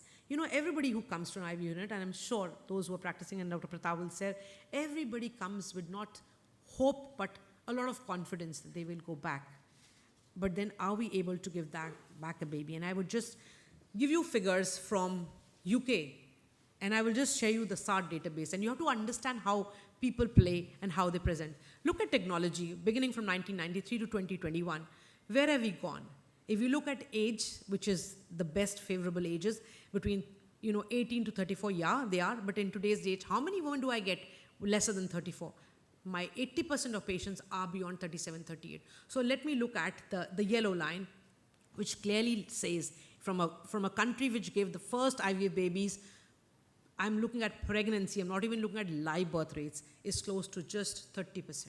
That's the true figures. So I think when we are selling IVF, don't we need to show this data to our couples rather than tell units, I have an 80% success rates, and I really shy to say, no, I'm a humble unit, I can't. And let's look at the SART, which is one of very robust registry for all clinics. It looks nice. And I will show you of the fresh non-donor cycles retrievals, which they give you brilliant numbers, and all of you have access. You just have to put on SART database and it gives you. And mind you, you look at the numbers, which they clearly say on singleton deliveries per whatever, single embryo transfer, they give you live birth rates, which are just 39 from the good, going up to 4.7 to just 11%. But then you have to look at the live birth rates per embryo transfer, which are just close to what we are doing. So I don't think we should say that we don't. It's what the globe is showing. We are almost mirroring their effects. So I think when couples come and tell me, the other clinic says 80% and you say 30, 35%, I just don't have anything but to smile at them because they are innocent, they are naive, they haven't been shown figures like that. Look at frozen embryo, which we said freezing, yeah, it does improve live birth rates. It does say 59%. But then, have we read the footnote beneath this table? This table only includes embryos that were biopsied and deemed suitable for transfer. It does not capture the ones that were cancelled or resulted in an embryo that was unsuitable or not suitable. And therefore, I think we have to take this figure also with a pinch of salt, because these are only the ones who are toppers, who are distinction holders, who are 99 percentile. And obviously, a 99 percentile will definitely will reach Manipala names. Why will it not? What about the others? So we have to look at all the embryos that the couples give us. So let us look at the reproductive options that we have in the 21st century. We began with test tube babies coming from Louis Brown for blocked tubes. Today, we've got fertility preservation as women want for social freezing, surrogacy. Yeah, of course, the RT bill has put in big riders to having healthy babies, where US swears that they don't do PGT for aneuploidies, but also for disorders like diabetes, designer babies, to opportunities. And yes, the Veblen effect, as I would say, couples will say, yeah, we're going to put our pregnancies later on because we have money to earn, because we can go to the IVF clinics at 39, 40 and then demand this, we can have a baby. And I put a big question mark there. So let us look at the other aspect of challenges to clinicians and doctors, and I think to the community by and large of healthcare providers who are looking at couples who are delaying pregnancies, is the ethics in law and how law-abiding and how ethical. I think yesterday on the flight when Dr. Pratap showed me a news which has been captured on the news for a center, we don't know the name, in Gurgaon, which has been cracked by the police for a racket that they were doing illegal and unethical practices, as in the garb or a face of an ultrasound clinic. They were freezing embryos and providing surrogacy for not national but international clients across the globe, including China. So that was a worry. And is that the ethics and is that the law? Despite the fact that we have a very, very strong PCP entity, we have a strong ART law. Let us look at it. You know, India was called the heaven, the reproduction industry of surrogacy, where we had hostels, international clients coming in to sort of have surrogacy as the use for women who were really, really suffering for poverty. And that is the aspiration and the gap in reality. So this is what we have to understand. To the ART bill, to a lot of postgraduates who have not read it, but to a lot who will read it, because that will be a question that comes even in your MD exams, the ART bill, to read it. Yes, has it really, really put us in our shoes? Certainly yes or no. I think news is there. But Surrogacy Act, which came from 2022, where we know there is a criteria of only altruistic surrogacy, to the pitfalls in our bill, to a lot of hue and cry by social activists, to a lot of pinch that as clinicians we feel that there is a justified couple, is she or he being denied the legal route, and thanks to some modifications that have come that have helped us. Yeah, there is a bill that allows only heterosexual couples, doesn't allow homosexuals, and of course, a very important thing, do we have a central database? We certainly don't have. So again, a big challenge for we clinicians and also for our patients. When in UK, in Europe, they have a registry across Europe, right from the smallest to any country in Europe. And if you look at it, it's not just Australia. 13 countries in Africa, they also have a registry called the ANARA. Is it not a country like ours where we talk of developed, advancing, India looking up to us, India shining? We still don't have a registry. And that's something which we think we have to sort of look back and think, how do we do that? And I think this was a lovely editorial which said, towards a global coverage of a unified registry, will we put the registry in place maybe for the next generations of our clinicians, our healthcare providers, and also for our patients, that's as much as needed. So I think I've talked a lot about the challenges, but are there some solutions? And certainly we have to look at some solutions. And what are the solutions? I know I'm not a policy maker. I'm just a plain Jane clinician who has grown up from an obstetric gynae, evolved to be a reproductive medicine.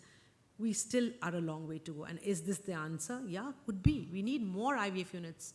I know that in a small radius of mine where I have AIMS as one unit, I just look around, not even 5 kilometers. In the 2 kilometers, I have 58 clinics of IVF.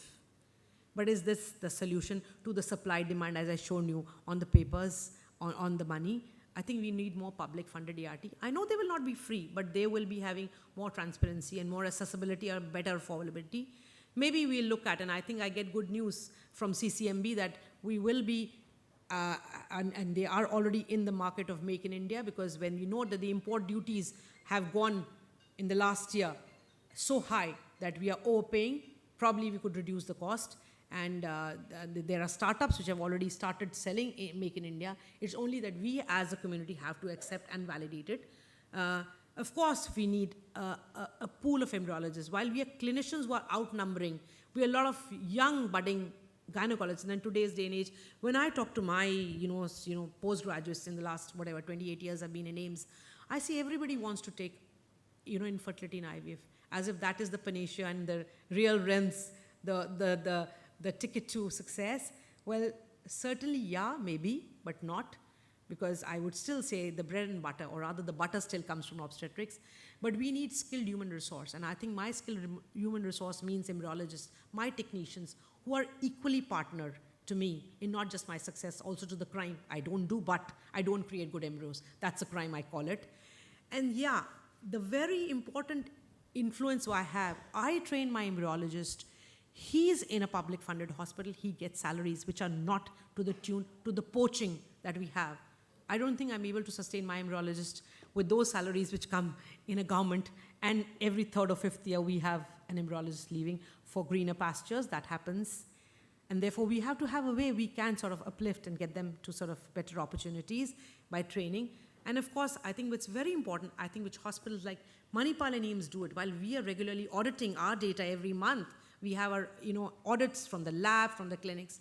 Do we make it a habit when we train our postgraduates? Because some of you will be with us, but most of you will go in the private. Do you go back with that material makeup and that fabric that you dye you in to do audits, and do you do it on a routine? And of course, how ethical are we in our practice, as we just read it in newspapers? And these kind of news will keep coming and going, and we have to understand how ethical are we, not just in practicing, but understanding that our colleagues also do it. And of course, I think very, very important aspect of us, how realistic are we? And that's the challenge which we feel. And it's what is called as acceptance. We can be in denial mode, our patient can be in denial, but as clinicians, we can't be in denial mode and say, yeah, my clinic gives me 80%. What? 80% of embryos, 80% of live births, and I think that is the number we have to understand. And I think beyond doubt, I think Dr. Pratap will also echo, and a lot of clinicians, we have been trying, but I think we as numbers are very few who say that ART registry for the country is the need of ours. So I think I look up to the young postgraduates, too young. I think maybe in a few years from now, they will be the voice, they will be say, yeah, we need a registry, and that's where we go.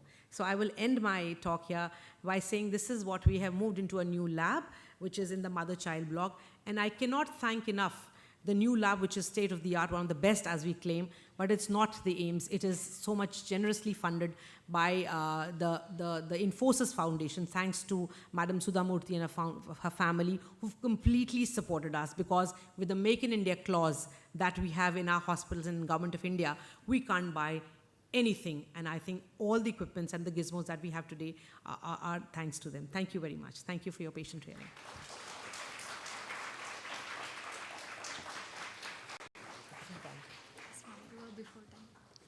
I didn't want to talk much.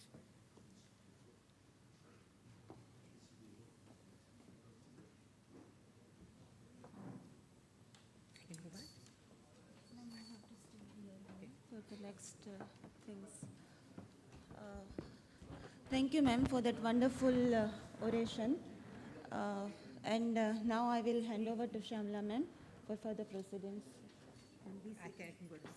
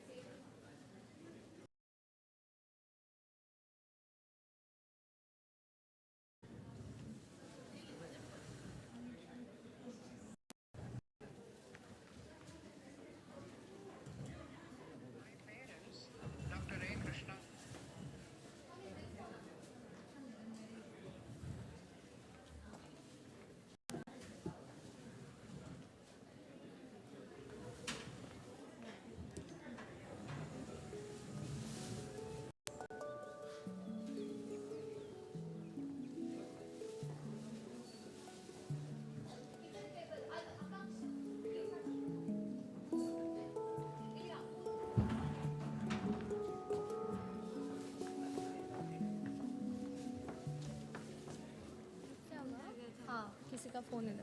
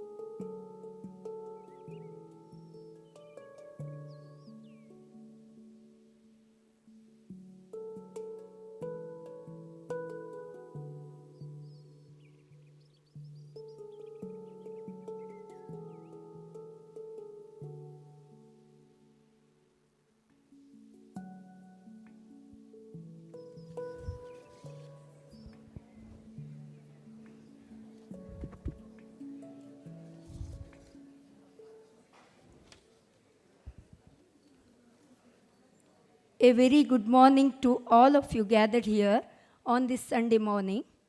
After 1.5 days of intense academic deliberations, now it is time for the award ceremony.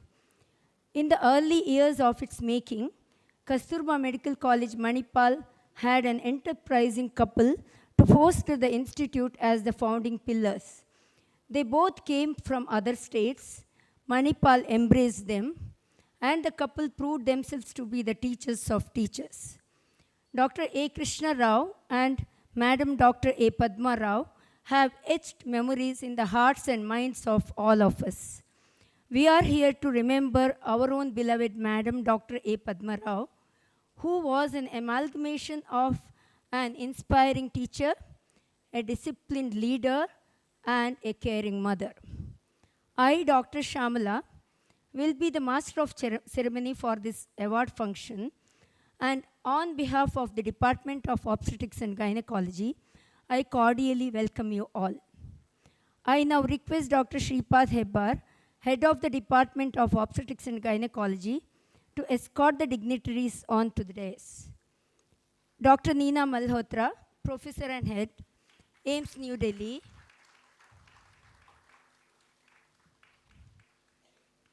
Chief guest of this award function, Dr. Anil Bhatt, Dean KMC Manipal. Guest of honor, Dr. Ranjit Shetty, Senior Obstetrician Gynecologist, Kundapur.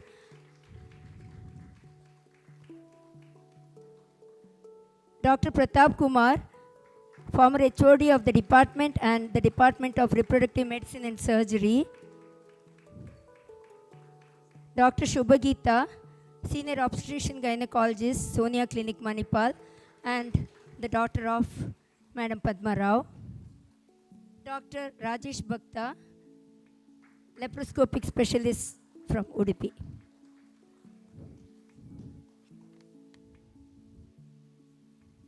Thank you, sir.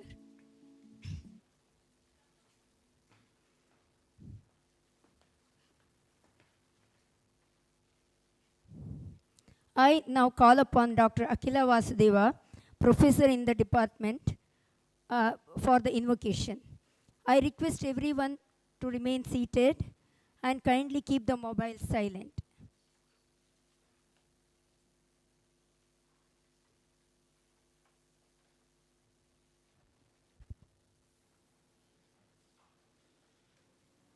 Lambodara Raktambaradhara Ambaradhishwara Gauri Kumara Lambodara Raktam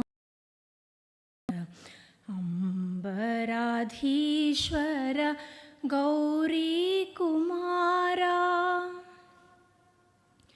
Sindhuravadanaaravinda Sundara Vignandhakara Sharachandiradhira Lambodara Raktambaradhara Ambaradhishwara Gauri Kumara Varapashankushadantadhara Sumohakashurpakarana Tacharana Pankajakanamipe Varapashankushadantadhara Sumohakashurpakarana Tacharana Pankajakanamipe Jagannatha Vithalana Maganagi Dwapara Yugadali Janisida Suguna Nisalaho Jagannatha Vithalana Maganagi Dwapara Yugadali Janisida Suguna Nisalaho Lambodara Raktambaradhara पीताम्बरधर अम्बराधीश्वर गौरीकुमारा गौरीकुमारा गौरीकुमारा. Thank you.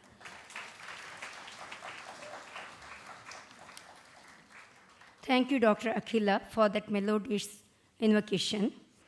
I request our beloved head of the department, Dr. Shripad Hebbar, to welcome this august gathering. Over to you, sir.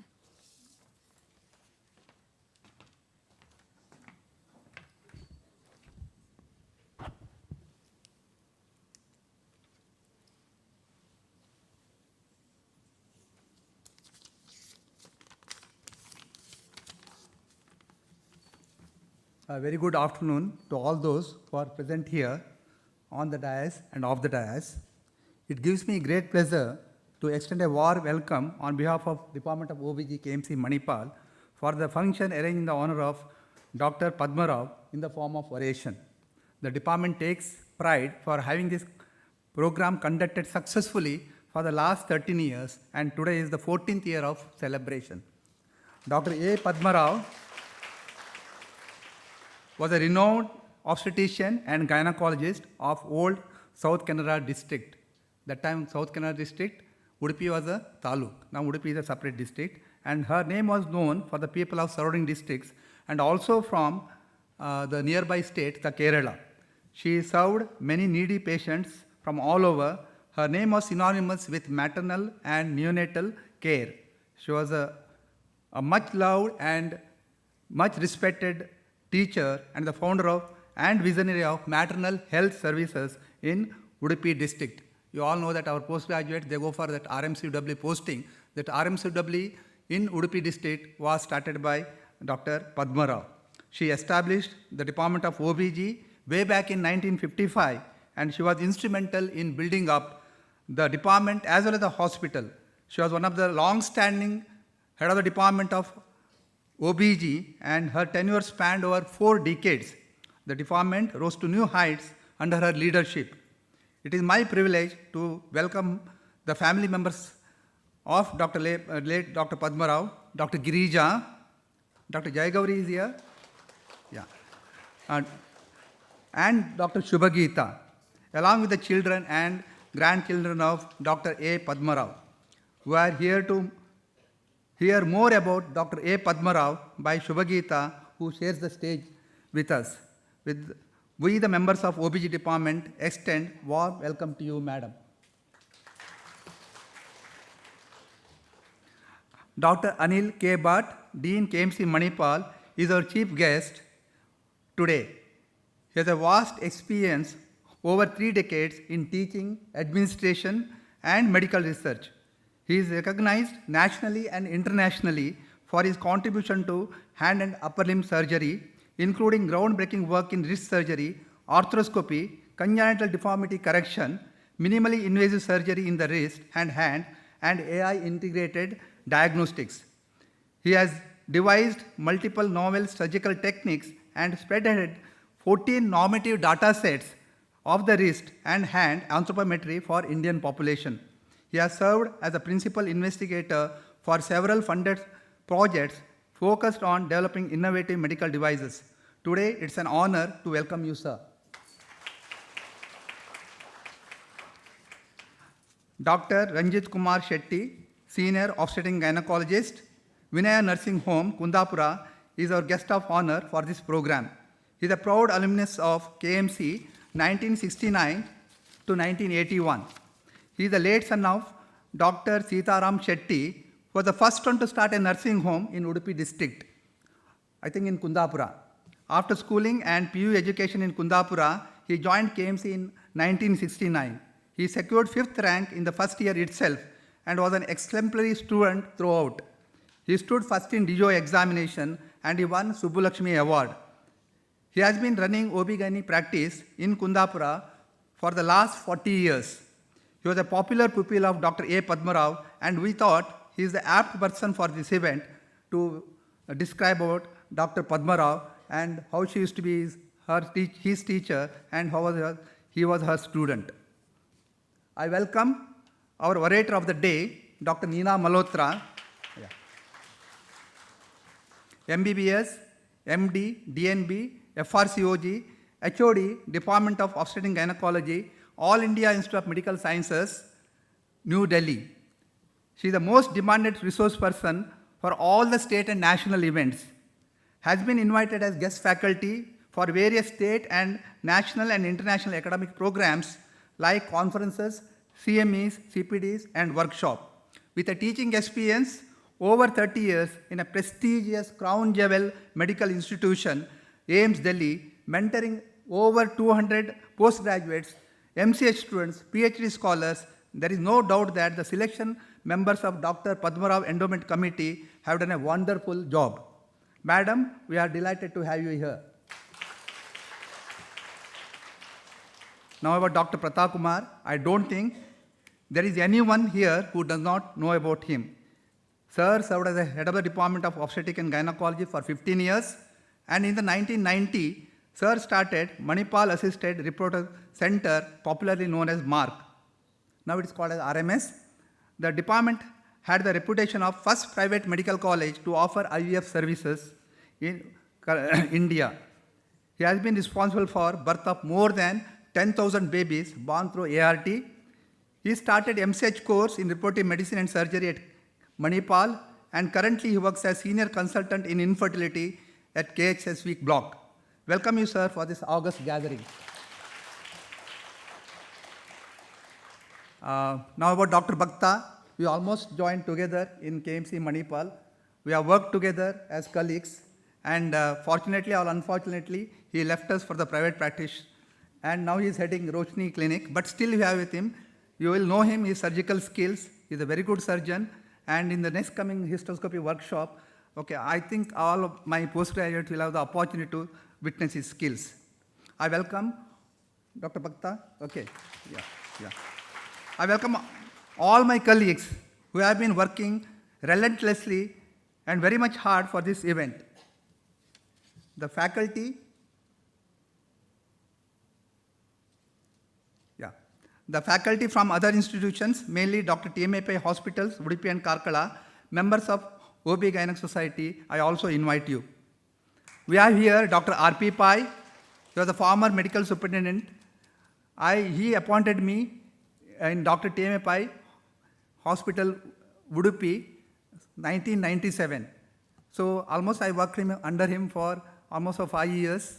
He was my mentor, and he is the one who remembers biodata of all the faculty in KMC Manipal. Still today, I get birthday wishes, marriage wishes from him. Thank you very much, sir, for being here. And Dr. R.S.P. Rao, okay, last time I think we had here, he just demonstrated how nice a person can be, and also he motivated us how nice to be with the patients and all. Thank you very much, sir, for being here. My welcome to all the postgraduate students from the KMC Manipal and other medical colleges, OB-GYN specialists, faculties, and practicing gynecologists of Udupi and Manipal. I think I've taken more than 3 minutes. Now, so sorry for that. I now hand over the proceeding to our Master of Ceremony, Dr. Shyamala. Thank you.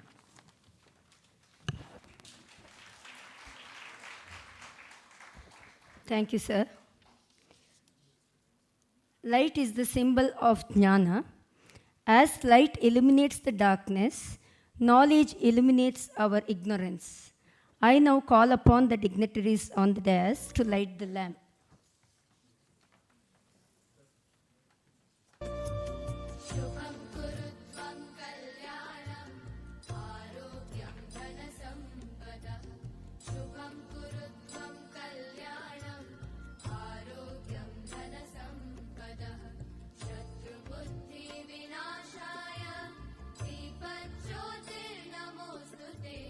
Dipajyotirnamostute.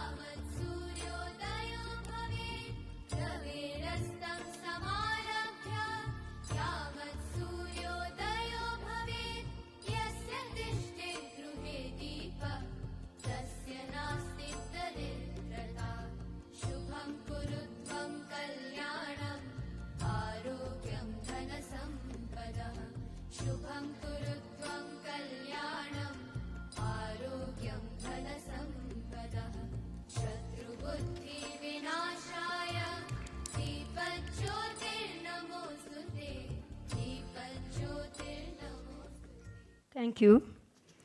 Now I call upon Dr.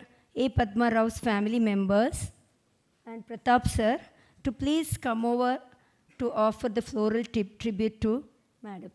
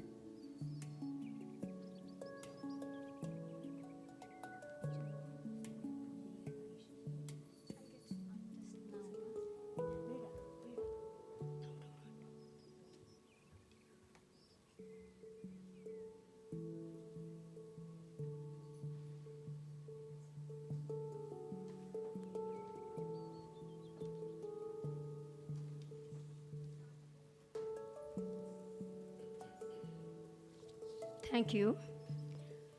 We eagerly wait year after year to hear the inspiring stories about Madam Padma Rao.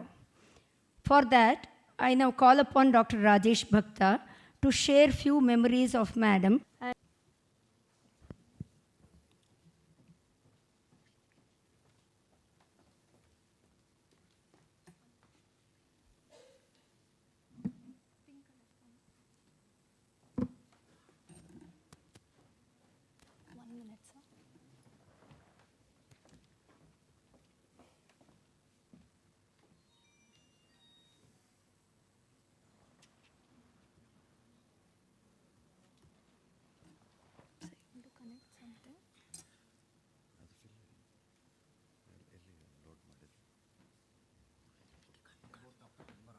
Yes, sir.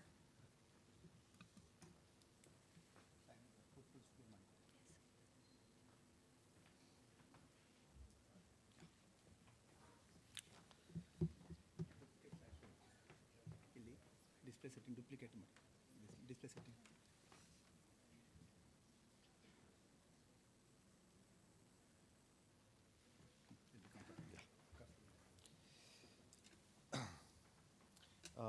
Very good afternoon. Am I audible? Yeah. It's honor and a true privilege for me to stand before you all. Good afternoon, everybody, dignitaries on the dais, my teachers, my friends and colleagues. Today we are here to, get inspired by what Dr. A. Padma Rao was there. I was one of the, always we hear from Dr. Pratap about Madam Padma Rao. I think I had a privilege to be, undergraduate student late part when Madam used to come as an emeritus professor. And I still remember her, sitting in the labor room in an eclampsia bed there and waiting for the students. I think one discipline which I have learned and seen also from sir, but she used to come just before the time and we used to always find Madam used to be always there at the right time. Often described as teachers of teachers, as we can see here, her students have become the head of the department now, and many other students who have taken a big role in the field of gynecology. She was emeritus, joined at Kasturba Medical College in 1955, and as Hebar sir said, she was almost for 4 decades who was in the head of the department, and retired in the year 1985 as Professor Emeritus. And you know, what set Dr. Padma Rao apart is not just her vast knowledge or her depth of experience, but the rare combination of qualities that defined her approach. The generosity with the design. She believed that ideas are to be shared and not guarded. Whether designing curriculum or mentoring the colleagues, she gave freely of her creativity, insights, and time. The humanity in execution, where her actions, no matter how challenging the task is, there was always rooted in compassion, understanding, and a genuine respect to every individual she encountered. The moderation in success, we all know nowadays what happens. You get one success, you are in Facebook, Instagram, everywhere. You want to put that. But not Madam, who was, though her vast experience and getting so much achievement, she always remained grounded, humble, always choosing quietly the dignity over the self-congratulations. That is Dr. A. Padma Rao, born to Mr. Gopalan and Mrs. Naniyamma in the year 1926 on July 23rd, that is after 3 days. Did her MBBS from Chennai, now the old Madras University, the DGO in 1952 and MD 1958.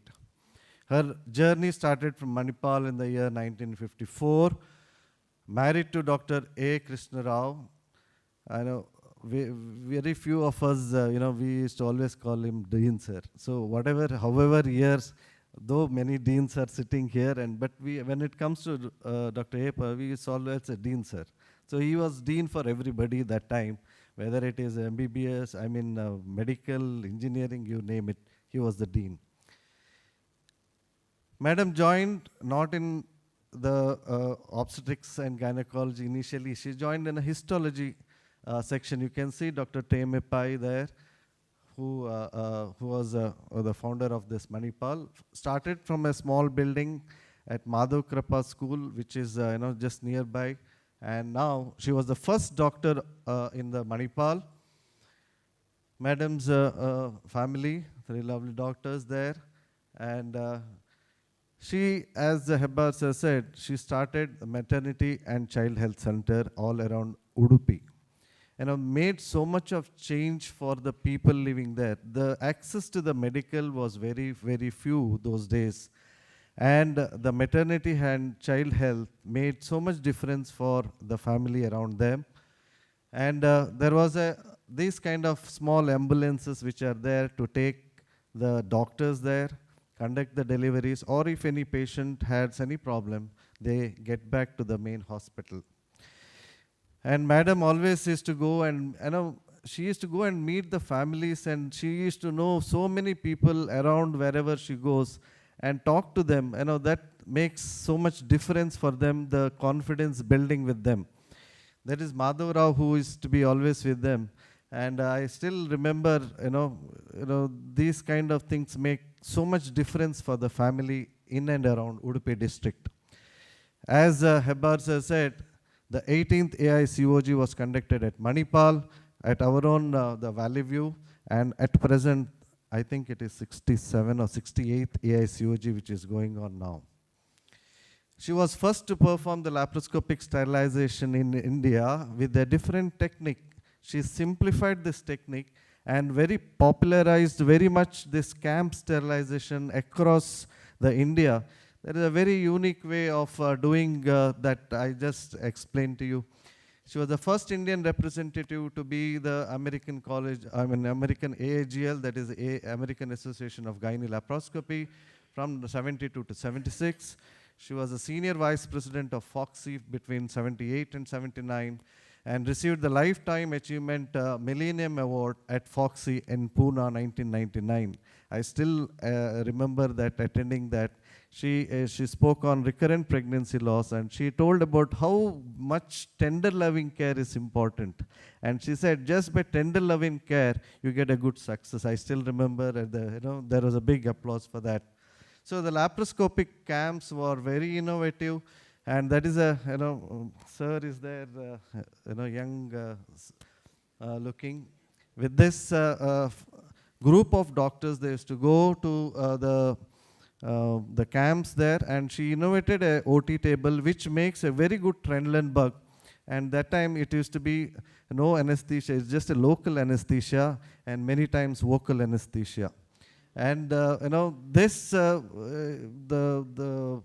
using air as a pneumoperitoneum, and they used to have 3 or 4 teams, and one person does positioning, one person does the local anesthesia, and puts the port, and madam just used to come. And I have not attended these camps. I think sir has attended, but I have been attended few of the camps with the, there also the same technique of what madam has done was continued. You can see this table which was very innovative and a very good Trendelenburg. Just they used to be so quick, like more than 30-40 cases per hour they used to do, and in a camp like 90-100 cases they used to do. Madam always had a time for their family, whether it was birthdays or anything, she was always there. Celebrities, when come to Manipal, always madam is there. There's a Vaijayanti Mala. And with regards to the teaching, I'll tell you, we always used to get scared whenever madam used to be there. She used to come in time, and if you don't present properly, she always used to make you repeat.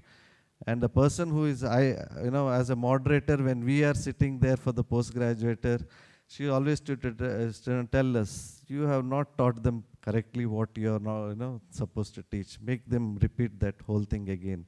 Or she used to tell us that before that, you get the material, I want to read about it. Always she used to be there, about learning, getting more knowledge. She is always, up to date in her knowledge, all this. This is a classroom, I think, where she used to always be there at the right time. Whether it is, she founded Mahila Samaj, she was always there with any, any drama, anything, she was always number one there. She was always be part of it. I think all rolled in one, she great-grandmother, grandmother, caring mother, brilliant teacher, dedicated doctor, active member of the society. She was always wanted in every place as a guest, and she always had a message, be good to at heart, bring happiness to the others. So we learned so many things, work hard. She always used to tell, time is the, time, everybody has time, but you have to work hard, achieve success, do not laze around, keep yourself occupied, always be positive. Many times, I have heard from many of, her earlier students who used to always tell, never blame other doctors. I think this is one thing which I heard from many other senior doctors. So whenever a patient have problem and is referred, don't tell anything bad about that. So this is always been told by them, and there is always time. Time is always there for everybody. You just have to be, manage the time accordingly. Even a doctor can have a good social life. It is just that how you want to think. And there is no limit, age limit to acquire knowledge. I think this is what Madam Padma Rao is, and we learned so many things about her. We thank Madam so that we also, thank our teachers all the time. Thank you very much.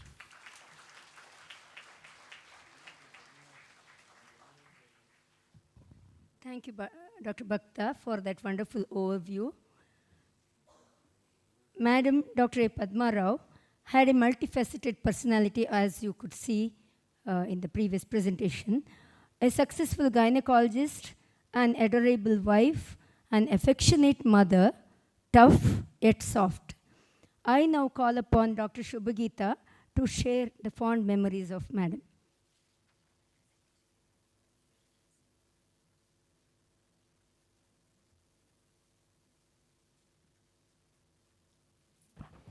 Dr. Bhakta forgot to mention that he was delivered by Madam Padma Rao. His mother was born here.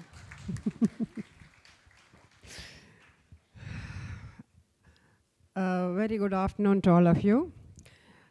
Dignitaries on the dais, our orator, Dr. Neena Malhotra, our Dean, Dr. Anil Bhatt, our guest of honor, Dr. Ranjit Kumar, Dr. Pratap, Dr. Shripad Hebbar, Dr. Rajesh Bhakta. I see several very important and nice faces in the audience. We have our senior OBGYN practitioners from Udupi. We have left several Rotarians here, Dr. R.P. Pai, Dr. Prabhakar Shastri, Ranjit Kumar's wife, Beena, Pratap's wife, Vidya, our senior physician, Dr. Sharma, and many, many more. Many friends here, and of course, my dear family. It is indeed very nice to be here today on this day. And Dr. Shripad has said that I will be talking about family. But let me tell you, the guest of honor today has been part of our family for many years.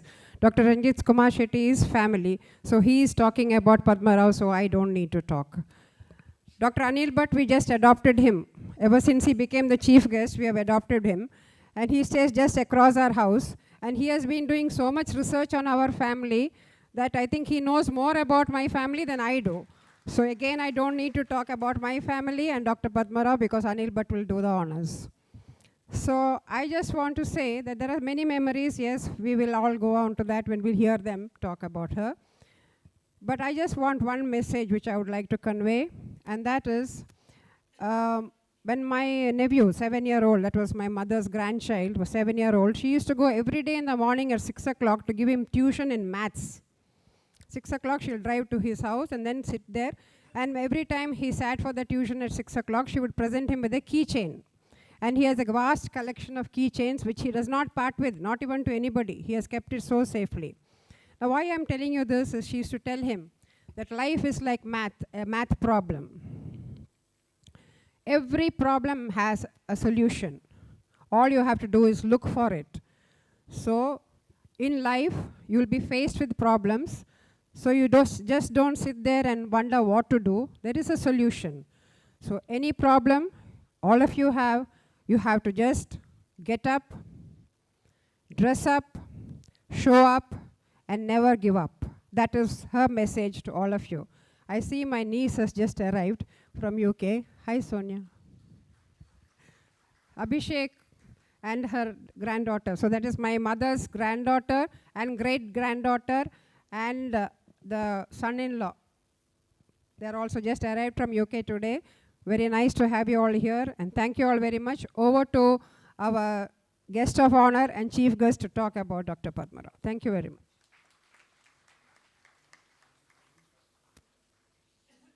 Thank you, Thank you, Dr. Shubhagita. We are fortunate to have our beloved Dean, Dr. Anil Bhatt, gracing as the chief guest today. A hand surgeon of repute, Dr. Anil Bhatt is instrumental in raising the heights of this institute in the metrics related to research. I now request Dr. Rajeshwari Bhatt, Professor Obstetrics and Gynecology, to introduce Dr. Anil Bhatt.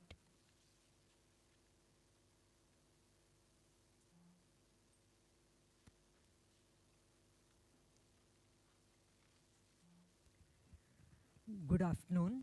I feel honored to introduce our Dean, Dr. K. Anil Bhatt. Dr. Anil Bhatt is from Bangalore. He did his MBBS from Bangalore Medical College, did MS in Orthopedics from KMC, Manipal in 1999. Since then, he's been associated with this medical college in various capacities, both in academics and administrative side. He joined as assistant professor. Now he is Dean of KMC Manipal. He is passionate about upper limb and hand surgery. So he established the Department of Hand Surgery in 2019. And it is one of such in one of the few centers across India. We also have MCH in hand surgery. He is recognized nationally and internationally for his passion in hand surgery. He has developed many innovative surgeries. He is coordinator of Hasta, developed some AI-related procedures for hand surgeries. He has conducted several workshops across country and internationally. He has authored more than 130 peer-reviewed research articles, more than 400 guest lectures across country and internationally. He has received innumerable number of awards, including Dr. T.M.A. Pai Endowment Chair for Congenital Hand Anomalies. He has also authored a textbook for postgraduates, which is read widely by students. And family-wise, he is married to Dr. Arti Rao, Associate Professor and Head of the Department of Global Public Health Policy and Governance at Prasanna School of Public Health. Welcome you, Dr. Arati.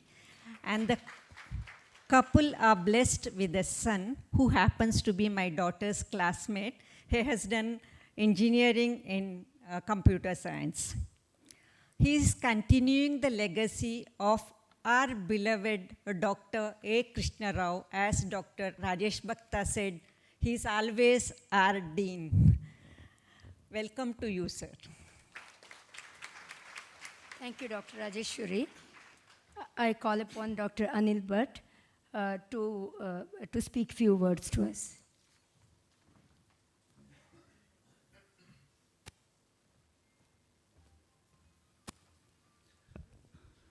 Good afternoon, everyone. Dear family members of Madam Padma Rao, Dr. Neena Malhotra, that was a lovely oration. Thank you so much. Dignitaries on the days, RSP sir, our dean, ex-dean, Dr. R.P. Pai, other invited guests, postgraduates of the department and the entire department itself of OPG. I've taken extra time from Dr. Hebbar prior, but I don't want to speak much in the sense that I want somebody else to speak. Dr. Shubhagita has adopted me for a particular reason, actually. And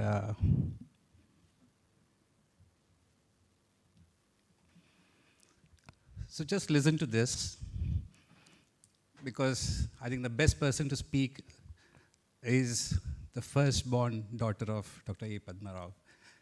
And I really troubled Madam, I think, but she has a game, and she gave me something which I think should be, in future, a repository for this department. Okay. My parents, Dr. A. Krishna Rao and Dr. A. Padma Rao, came here in 1954 from Chennai.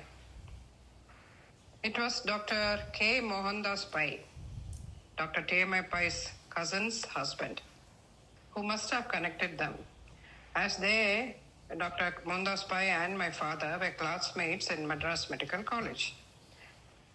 My parents, their marriage was an intercaste wedding at Palani, with only 4 witnesses: my mother's parents and a friend of my father, Dr. Madhavan Kutty, who did not know how to operate a camera, and which he was given, and so there are no pictures of the wedding whatsoever. They were in Chennai. After marriage, they were in Chennai. My mother had, done her DGO, and my father had done his MS in physiology. Actually, he wanted to be a physician. He was very fond of medicine. But then in physiology, they were giving a stipend, and he was hard up for money, and that's how he did physiology. My mother did diploma in obstetrics and gynecology. And they came here. They came by train. I think Madras Mail was there still. Then there were all these bridges were not there between, I think, Muttiavar and all those bridges. They had to go for a roundabout way from Karkala. They had to come. It took nearly 3 hours to come from Mangalore to Udupi. And but Dr. Pai had asked Mr. HDS Pai. HDS Pai, Dr. Ganesh Pai's father, he was in the Syndicate Bank. Syndicate Bank had been started, and there was a branch in Mangalore. So he asked him to go and pick them up from Mangalore and station and put them in the bus, and that's how they came. And that's how they came here with a 1-year-old daughter, that's me. And of course, Gauri and Geeta were still gametes, not yet born. My mother actually worked for nearly 1.5 years in histopathology. She used to teach histopathology to the first MB students, because then it was just not yet starting. Only the first MBBS was going on. And that's how she was very good at histopathology even after in gynecology. Most of us may not know the histopathology of different diseases, but she knew because she did 1.5 years teaching histopathology. Then she started the maternity home that was situated in the present Madhav Kripa, and started doing deliveries and all that. And then her anesthetist was a pharmacist, Jenny. She was for a long time in the pharmacy department, and they used to come. Jenny and her husband used to come every year till my father passed away. They used to come, and she used to give ether. And that's how all surgeries were done. 50-year-old man came to me and said, I was delivered by a mother, madam. He said, my mother had mitral stenosis and was advised not to get pregnant. She was very sick, and your mother saved both of us. She always talks about her. I feel sad that I did not spend more time with my mother talking to her about those times. That is how we children are. We have no time to sit and talk. She managed the show all alone till about 10 years, I think, when Dr. Subbulakshmi came to head another unit. They became such good friends that when Madam Subbulakshmi passed away, my mother hung a big picture of her in our house, which stands still. What I want to point out here is there was no rivalry at all, getting on with the fellow colleagues. We were quite old. We were, I think, now 14 or 15 when she went to UK. And yes, I was in SSLC and had to just come start PUC, I think. And then my father was there. He took us round. I still remember my mother's assistant, one Dr. Subbulakshmi. They were great friends. And she said, when my mother came back, she said, I really admire your father. Because my father is a strict vegetarian, but he used to go and buy chicken for us and to cook. We had a cook and for him to cook. So he said she was really admired him for being a vegetarian and doing such things for their children. Yes, my mother did work hard. During the night, going for night calls and all that, and there used to be one person. Later, there used to be one fellow who used to come every day with a report. One book had to be written, and they used to bring it home. All the PGs had to write about each case, and then write it in a book and send it to her. And that was a kind of a good practice for them, saying that they have seen, and also good for her to know what's happening to the patient. I still remember that point. And she was always available anytime, and in the middle of the night. I think till she retired, she was always taking calls. She made, every Sunday was a special day. She always made something nice for us, ghee rice and chicken curry. She made gulab jamuns. I still remember how she toiled whole morning on a Sunday morning, making those long gulab jamuns and kept it for soaking in the. We had a cupboard called a meat safe. I don't know why we called it that, but anyway, it had a meat safe. And then afternoon, while we were all sleeping, taking our Sunday nap, a dog came and gobbled up all the gulab jamuns. I can still feel her disappointment. Anyway, that was something hilarious I can think of. Meat safe is actually a cupboard with this thing, mesh, so that there is aeration and the food is kept inside. I don't remember any challenging situations with my mother in the hospital. For us, it was part of life that she went to the hospital and then we didn't miss anything, or we didn't feel any lacunae at all, really, because she was always there when we needed her. We had our usual childhood with playing with friends, moving about, and we knew we were safe in the homes, and we didn't feel anything at all. But she took care of us very, very much. When I look back, she was a great mother, protecting us from harm in every way like a tigress, never too busy for us. Thank you. All I wanted to convey was, especially for the postgraduates, in terms of how the initial struggle, what we take it for granted today in terms of how easily things are available or accessible. And in terms of where we start our work, not every time trying to get the best of opportunities, but wherever God puts us, make the best use of it. I think her histopathology skills were much, much better than a regular pathologist. And then, of course, in terms of developing the department, the harmony in the department, right, and the family life, the work-life balance, which was proven very nicely those days. We talk about it. We have these kind of non-academic orations nowadays about work-life balance, but it was just natural to them those days. And we, with the social media and other things, we kind of have given away that privacy and the work-life balance to the world. And the most important thing is the family at the end of the day. I think your time to your family and what you do with them, years just pass away very soon.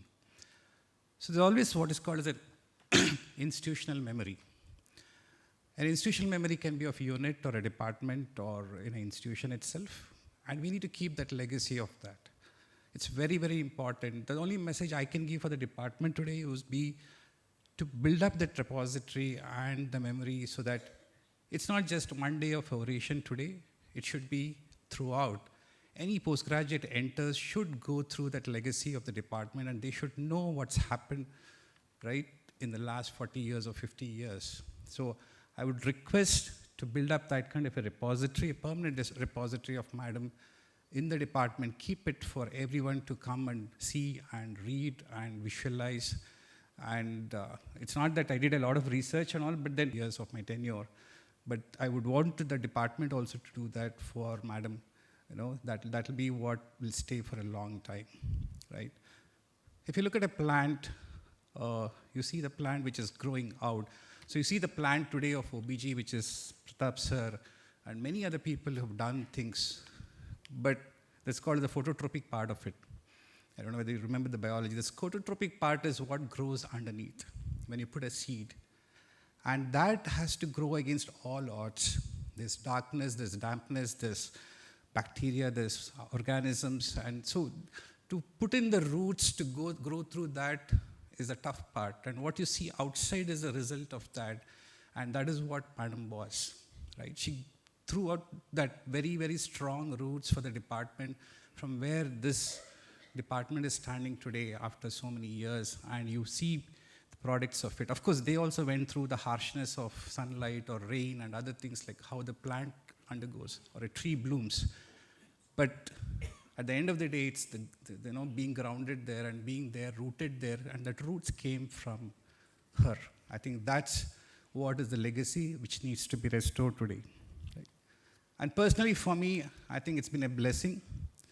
10 years ago, we moved, we became neighbors, and they always have considered us family. They've always been very, very nice to us. I didn't have the fortune to meet Madam, but I used to meet Sir often, go sit with him, talk to him. He used to be sitting with his iPad, he used to be making notes, and he used to ask about KMC, and he used to give me some advice those times till he passed away. So it's a blessing for me today as a dean to be there, almost since 10 years now. And I think both of them are blessing me somewhere there. Thank you so much. Thank you, sir. We would definitely take that task, sir, of whatever you have told us to do.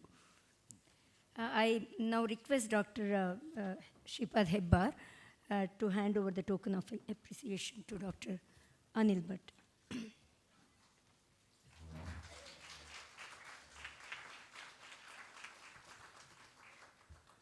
Thank you, sir.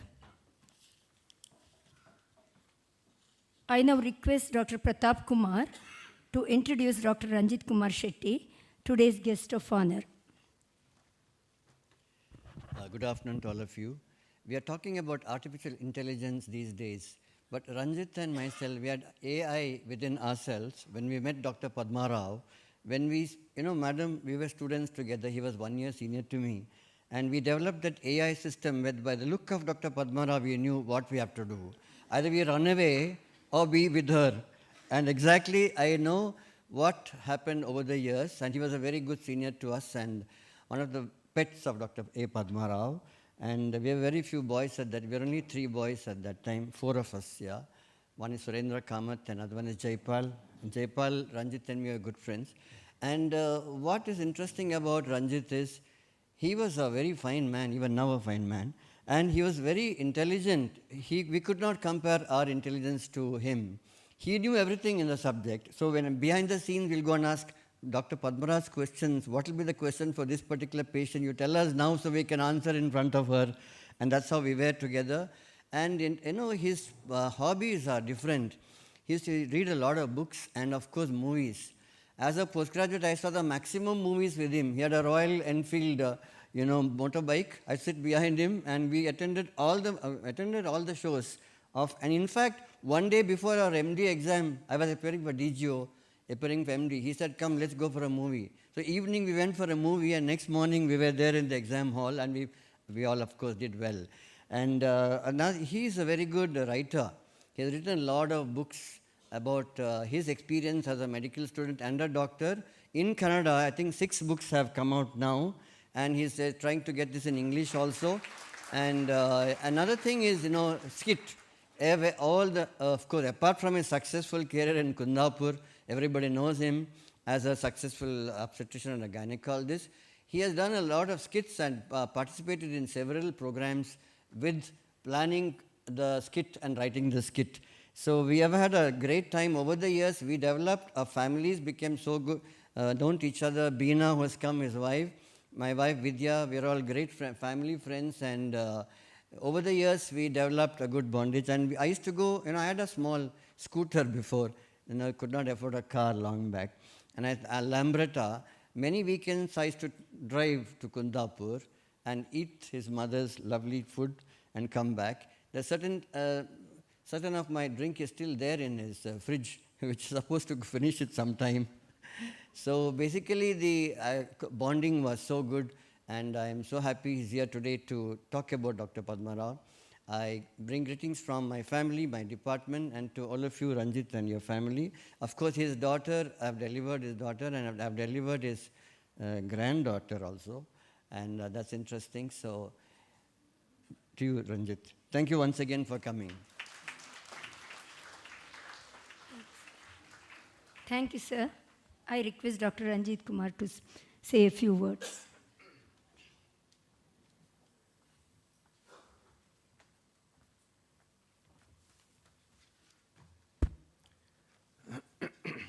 Namaskaras to all of you.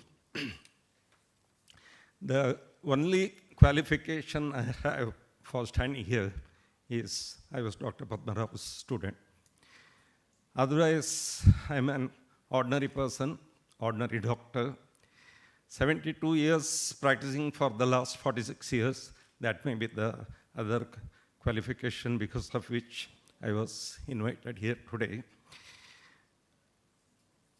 I can say it was my punya of last several janmas that I became Dr. Padma Rao's student, because she grilled the subject into me, guided me, and groomed me into becoming what I am. I just want to list out what are the things I learned from her, because that could be a message for the junior students here also. They can learn a bit from what I'm telling, because those were Madam's advices, and that's what Madam was. Most of the things I have learned just by watching her. You know, in Sarvajna Vachana, there is a line, Kalavam Ballavarinda, Kalavam Nodikaltu. That is, you just watch and learn so many things. And few by her advices also. Like from her advices, I can tell you, these are very simple things, but this may help the junior students. She used to say, don't write long answers at all in the exams. Just write the gist of it. And even in that, underline the salient points. This is a very important thing, because no examiner is going to read your full answers, essay type of answers. Another thing she told was not to give long histories, unnecessary histories like past history, family history, personal history. Don't go on and on about it. Just tell the salient things. There is no point in telling the patient mother had scabies and father was a gutka addict and all that. Just tell what is pertinent. And another thing I learned from was always write in bold, big letters. Use a good ink pen, because that will really strike when the reader or the examiner sees that. Most of the things I have learned from Madam was by watching her. I'll just list out the things, because I thought only 3 minutes was given to me, but now I see Dr. Girija spoke for almost 15 minutes. By watching her, I learned that you have to be a great human being to be a great doctor. And an extraordinary human being you have to be an extraordinary doctor. And that's what Madam was. You have to be bold at the same time, you have to be kind, very, very practical in your approach, prompt in action, generate that confidence in the patient and their relatives, very important. They should be confident. As soon as they come to you, they should know that this doctor will give you the right kind of treatment. Honest and truthful service to the patient. Money was never the first thing in her mind. And no unnecessary investigations also at that time. Nowadays, patients may not agree for your this policy, because they want all the investigations before you come to the diagnosis. But Madam had even, I remember she had taken a class, treatment without investigations. And that's remained in my mind. Even till today, I'm trying to follow that, but my patients may not like it. One thing that has remained in my mind always, what she told, the difference between a general practitioner and a consultant is the consultant's capacity to talk. The consultant should be able to talk, to communicate, to convince the patient relative what your treatment is going to be, how effective it is going to be truthful in all that. I have seen one example, one patient was just refusing to undergo any family planning methods. He was telling, God is giving, what can I do? And Madam just told him one thing, God is giving rains also, won't you hold the umbrella for that? That was a very, apt example that she had given. And already Dr. Rajesh Bhakta had told, her one character was kindness towards the doctors who refer the patient to her or who have treated the patient before coming to her. She never ever uttered a bad word or degrading words towards that doctor, because she knew the doctors in the villages or nearby, they've got their limitations. They don't have your facilities and all the luxuries of the institution where you're working. So understand their limitations and be kind to them. She always had a good word towards the doctors with the patient and sent back the patient to him with a good letter. Told the patient, you go back to that doctor, he will treat you further. He had done whatever was possible by him, and now let's go ahead with this. And even with the other unit doctors, she had a healthy relationship. There was no unhealthy competition. Even when there was problem with some cases, she used to discuss with the other units. That's what I had observed. Commanding respect was something Madam was, everybody knows she was always properly dressed, right in time for any functions, and strict and disciplined. You can't command respect unless you are strict and disciplined. Affection towards the juniors. I can remember one incident in Orissa. There was a conference and 7 or 8 of us postgraduates had gone along with her. I remember that scene so clearly. She was running from one end of the restaurant to the other, making sure that all of us had enough puris and rasgullas and all that. Just like a mother. That's an unforgettable scene that I've seen. And in my marriage, she was the first one to come and sit in the very first row. And all the time I was looking at her, sitting in the stage. And after 25 years, for my daughter's wedding, Lakshmi's wedding, again she was the first one to come and wish her on stage. By that time I had lost contact with her for a long time, but still she was the first one to come and wish her. These are some of the things I will cherish throughout my life. And she never used to give unnecessary compliments. Regarding that, she was a bit miserly. I remember only 3 compliments she had given me. Once was during my marriage. She came on the stage and told my wife, "He's a good boy." Whether she believed it or not, I don't know. Second, whenever she came to Kundapur for some meetings, she used to show towards me and say he was one of my better students. She never told he was my best student or anything. And another, whenever my patients went to her, at that time she told, he is the best doctor possible to treat you. Go back to him and he will do whatever is required. These are the things I will always remember. And if there is a rebirth, I want to be born as Madam Padma Rao student again, because there is still a lot to learn from her. I have not learned enough. These are few of the things, because Dr. Sripada told only 3 minutes for you. I have listed out only these many things. He is ready. Fortunately, there is no bell in front of him. And I am thankful to Madam's family. As already told, they are almost like my own family members now. Today, Sonia also is there. I had seen her on the very first day of her birth. And all other family members, I am thankful to them for being like my family. OBG department for thinking that I am worthy enough to stand here for this, to perform this assignment. And of course, Dr. Pratap, he and I have got a long history. I can talk 30 minutes about our relationship. Thank you, Pratap, for your kind words, and thank you. Thank you, Dr. Ranjit. Sir has given us so many valuable points. I think we have to list them again and try to imbibe all those virtues. It is now time for the presentation of the Oration Award. I request Dr. Rupa Shivanand to introduce Dr. Neena Malhotra.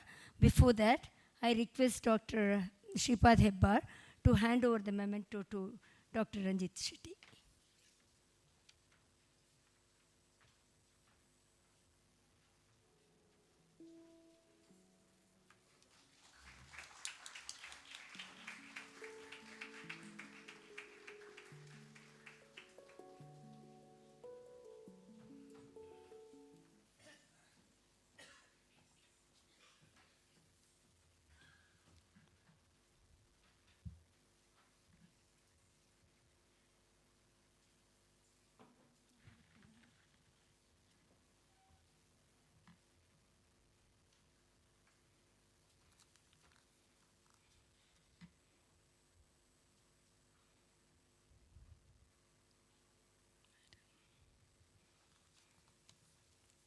Good afternoon to one and all present here.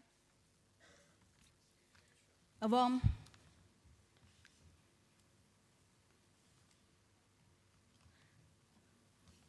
welcome to you all. So today I have been entrusted with the daunting task of introducing the most important person in today's hall over here. She is a very big personality to both national and international at the international levels.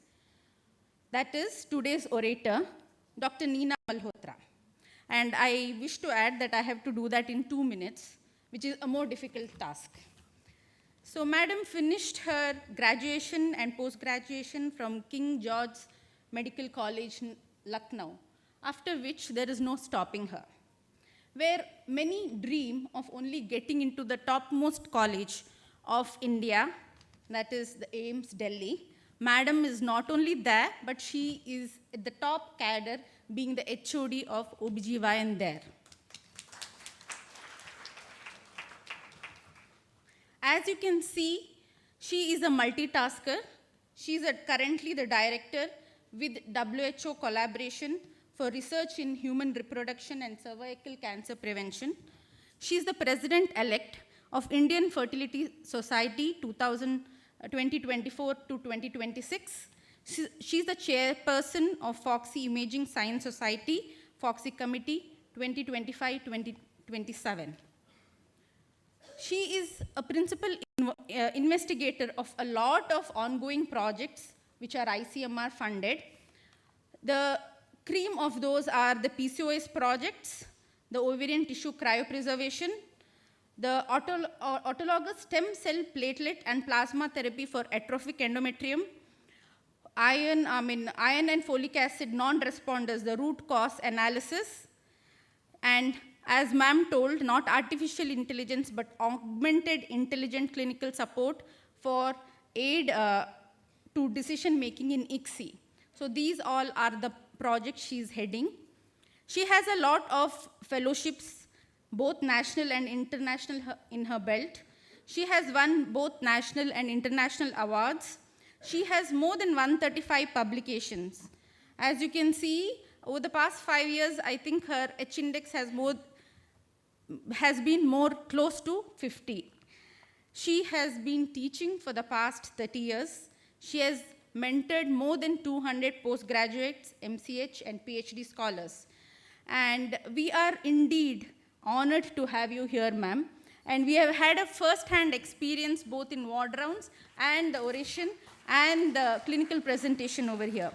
And this is a very small sneak peek of her illustrious CV, and this will be continued in the next person also by Dr. Jyoti. Thank you, ma'am. Thank you, Dr. Rupa.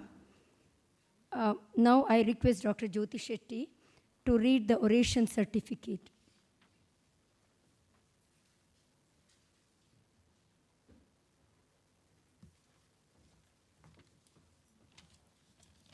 Good afternoon. I am just going to tell what has been written in the citation, which actually already Dr. Rupa has said. Madam, we at the department acknowledge and appreciate your presence and involvement in rendering the oration on the occasion of 14th MAHE Dr. A. Padma Rao Endowment Oration on 20th July 2025 at Manipal.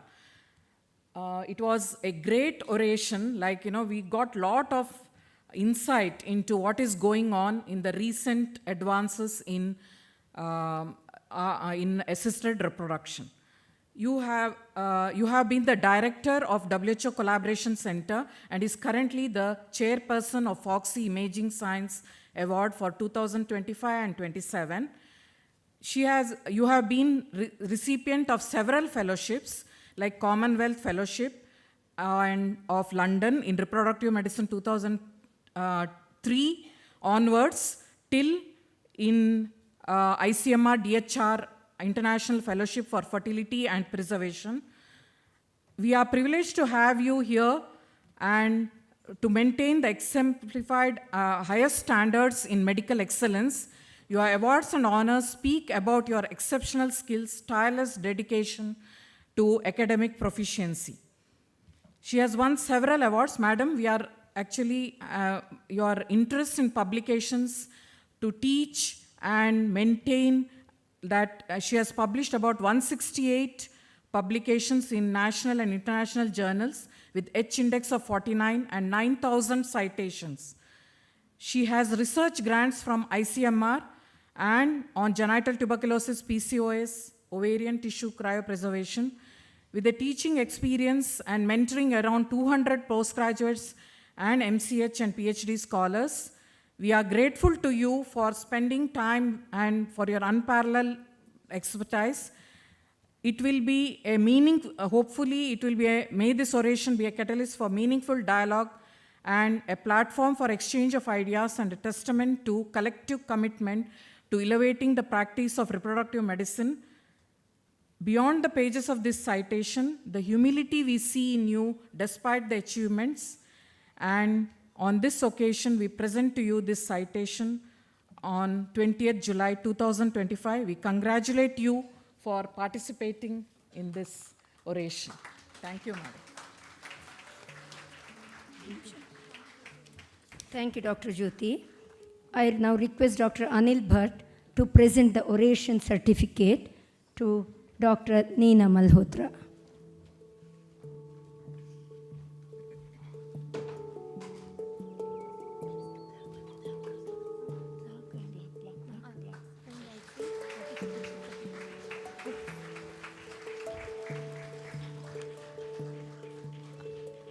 I now request Dr. Ranjit Shetty to present the oration plaque to Professor Dr. Neena Malhotra.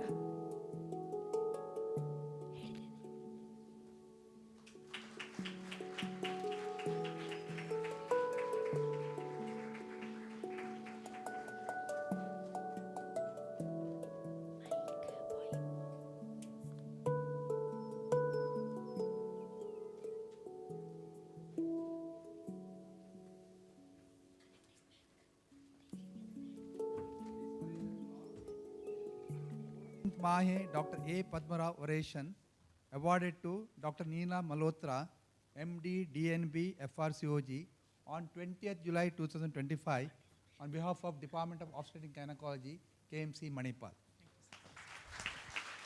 Thank you, sir. I request Dr. Shripad Hebbar to hand over the participation certificate to our orator today, Dr. Neena Malhotra.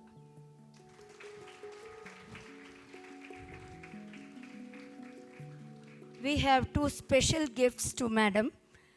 Dr. R.P. Pai sir has brought the collection of photos by Astro Mohan, a book which is a collection of photos. So I request Dr. Pratap Kumar to hand over. Sir Bandi sir, Dr. R.P. Pai sir.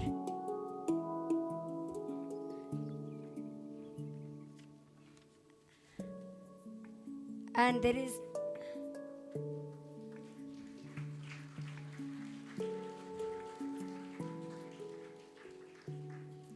is one more gift from Dr. N.G.K. Sharma. Sir, I request you to come over the stage to hand over the book written by you.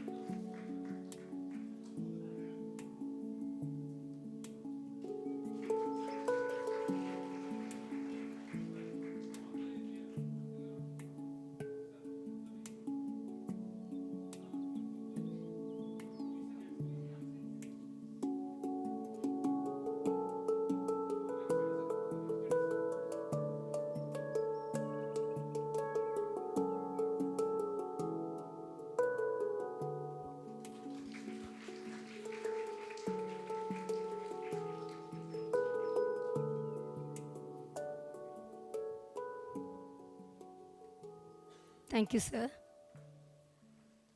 Thank you, madam.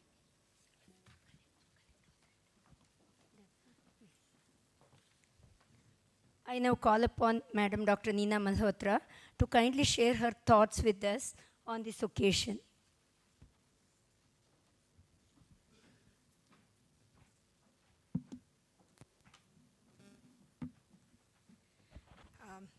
Good afternoon, everybody, once again. I don't know, I fall short of words. I don't know how to express my gratitude. I'm truly humbled and honored to receive so much of love and affection from one and all, from the respected Dean, Dr. Bhatt, all the ones who are present at the dais. I think I'm so emotional now that I can't name each one of you. I think I'm honored and blessed to orate for a legend who we are living today through her memories. I haven't met her, but I felt through the whole program that I wish I was blessed enough to be her student.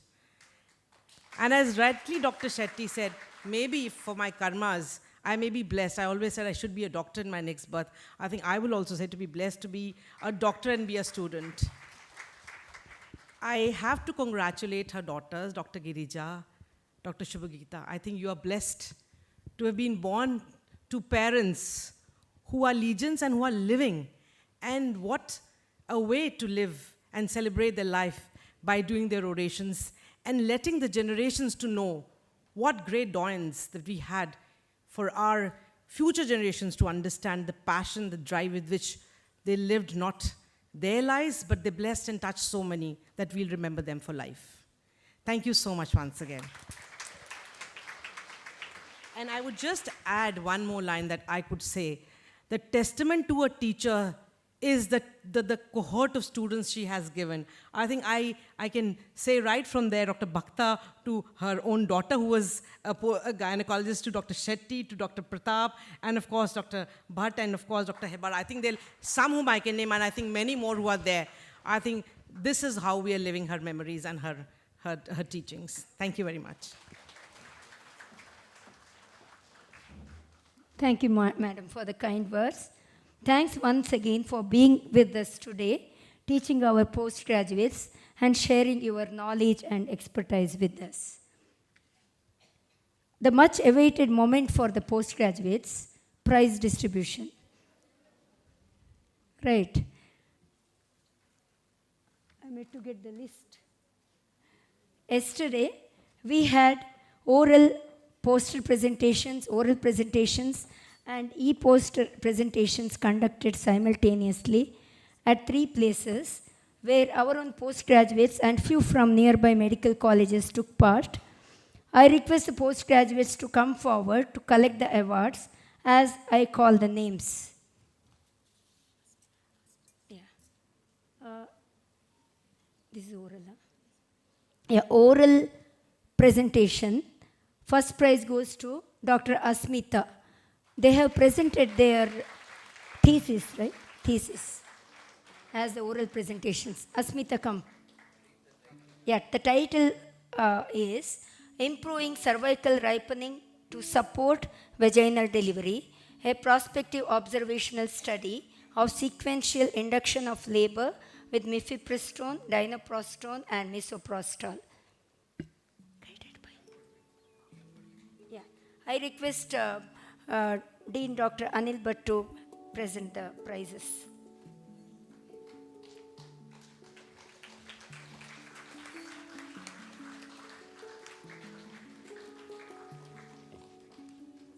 The second place goes to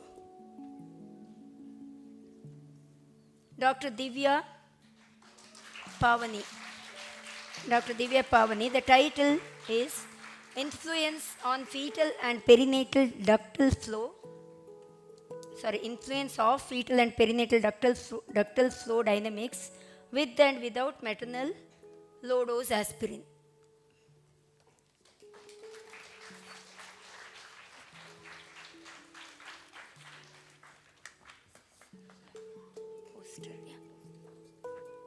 Now, the prizes for poster presentations. First place goes to Dr. Shalini Nair for the poster titled from uterine atony to cardiac agony. Methyl ergometrin induced acute coronary vasospasm postpartum.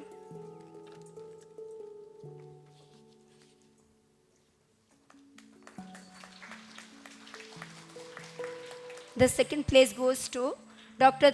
Todi Sachi Gopal. Title of the poster is The 1% Cancer, Endometrial Stromal Sarcoma.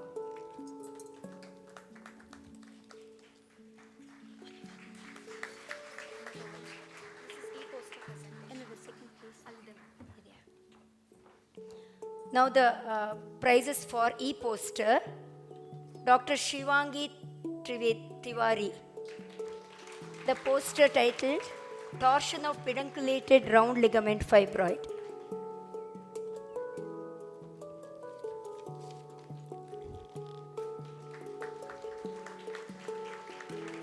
Second prize goes to Dr. Ayushi Agarwal, dysgerminoma masquerading as gonadoblastoma.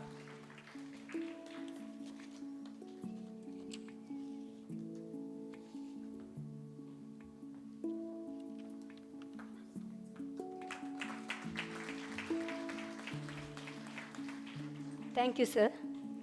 Congratulations to all the prize winners, and bigger congratulations to all the postgraduates and faculty who were busy preparing slides, corrections, rehearsals, and so on. It was kind of a festival in the department.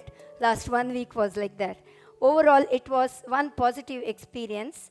I congratulate all of you as well as the prize winners. Now I request Dr. Jayaraman Nambiar to propose the vote of thanks.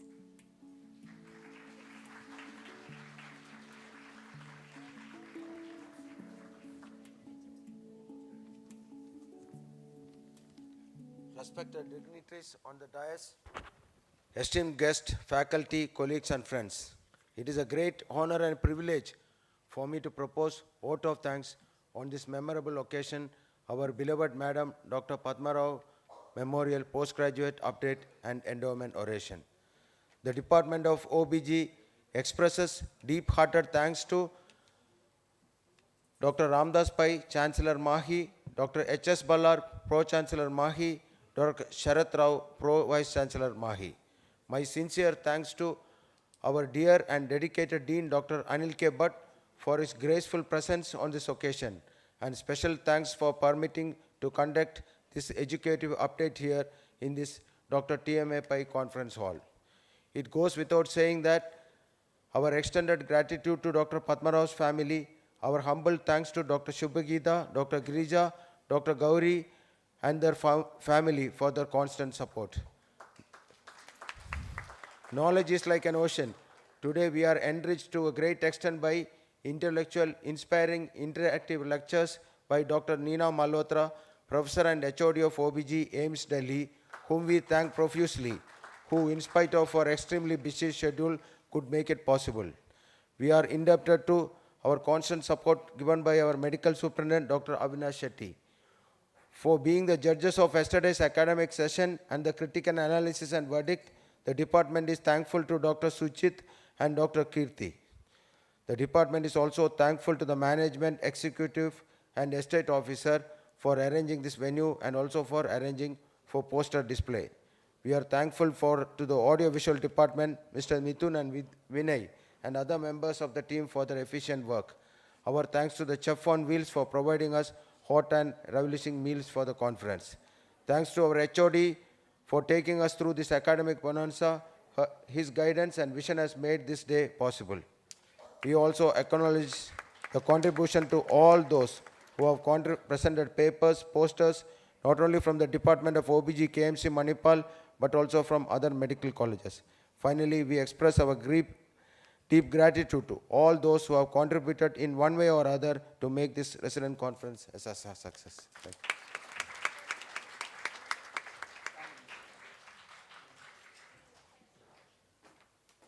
you. Small announcement, madam. Yesterday we conducted Manipal Obstetric Gynecology Resident Conference. Madam always wished it should be a postgraduate program. So there are nearly 77 papers. So we thought we'll conduct it in order, but we couldn't do it. We had to do it in different halls simultaneously. And it was very difficult for the judges also to judge so many papers. Other than Suchit and Dr. Kirti, Dr. Rajeshwari, Dr. Arjia, special thanks to you. Dr. Shashikala is here. I think, okay, special thanks to her. Dr. Kaushik. They judged out the papers, and these 6 papers were selected out of those nearly 80 papers.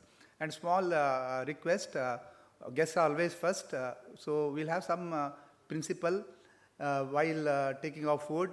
We'll all seniors first, all the departmental faculty next, then our postgraduates and representatives, and the other support staff of the department.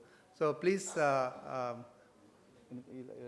So we'll maintain some discipline while receiving our lunch. Okay, thank you very much. Okay. Yeah. Madam Padma Rao has touched all our lives directly or indirectly. Let us all pledge to carry forward the legacy through the coming generations. Signing off, I request all of you to join for lunch. Thank you. 1 floor down, in the 2nd floor. The lunch will be served in the 2nd floor of this building.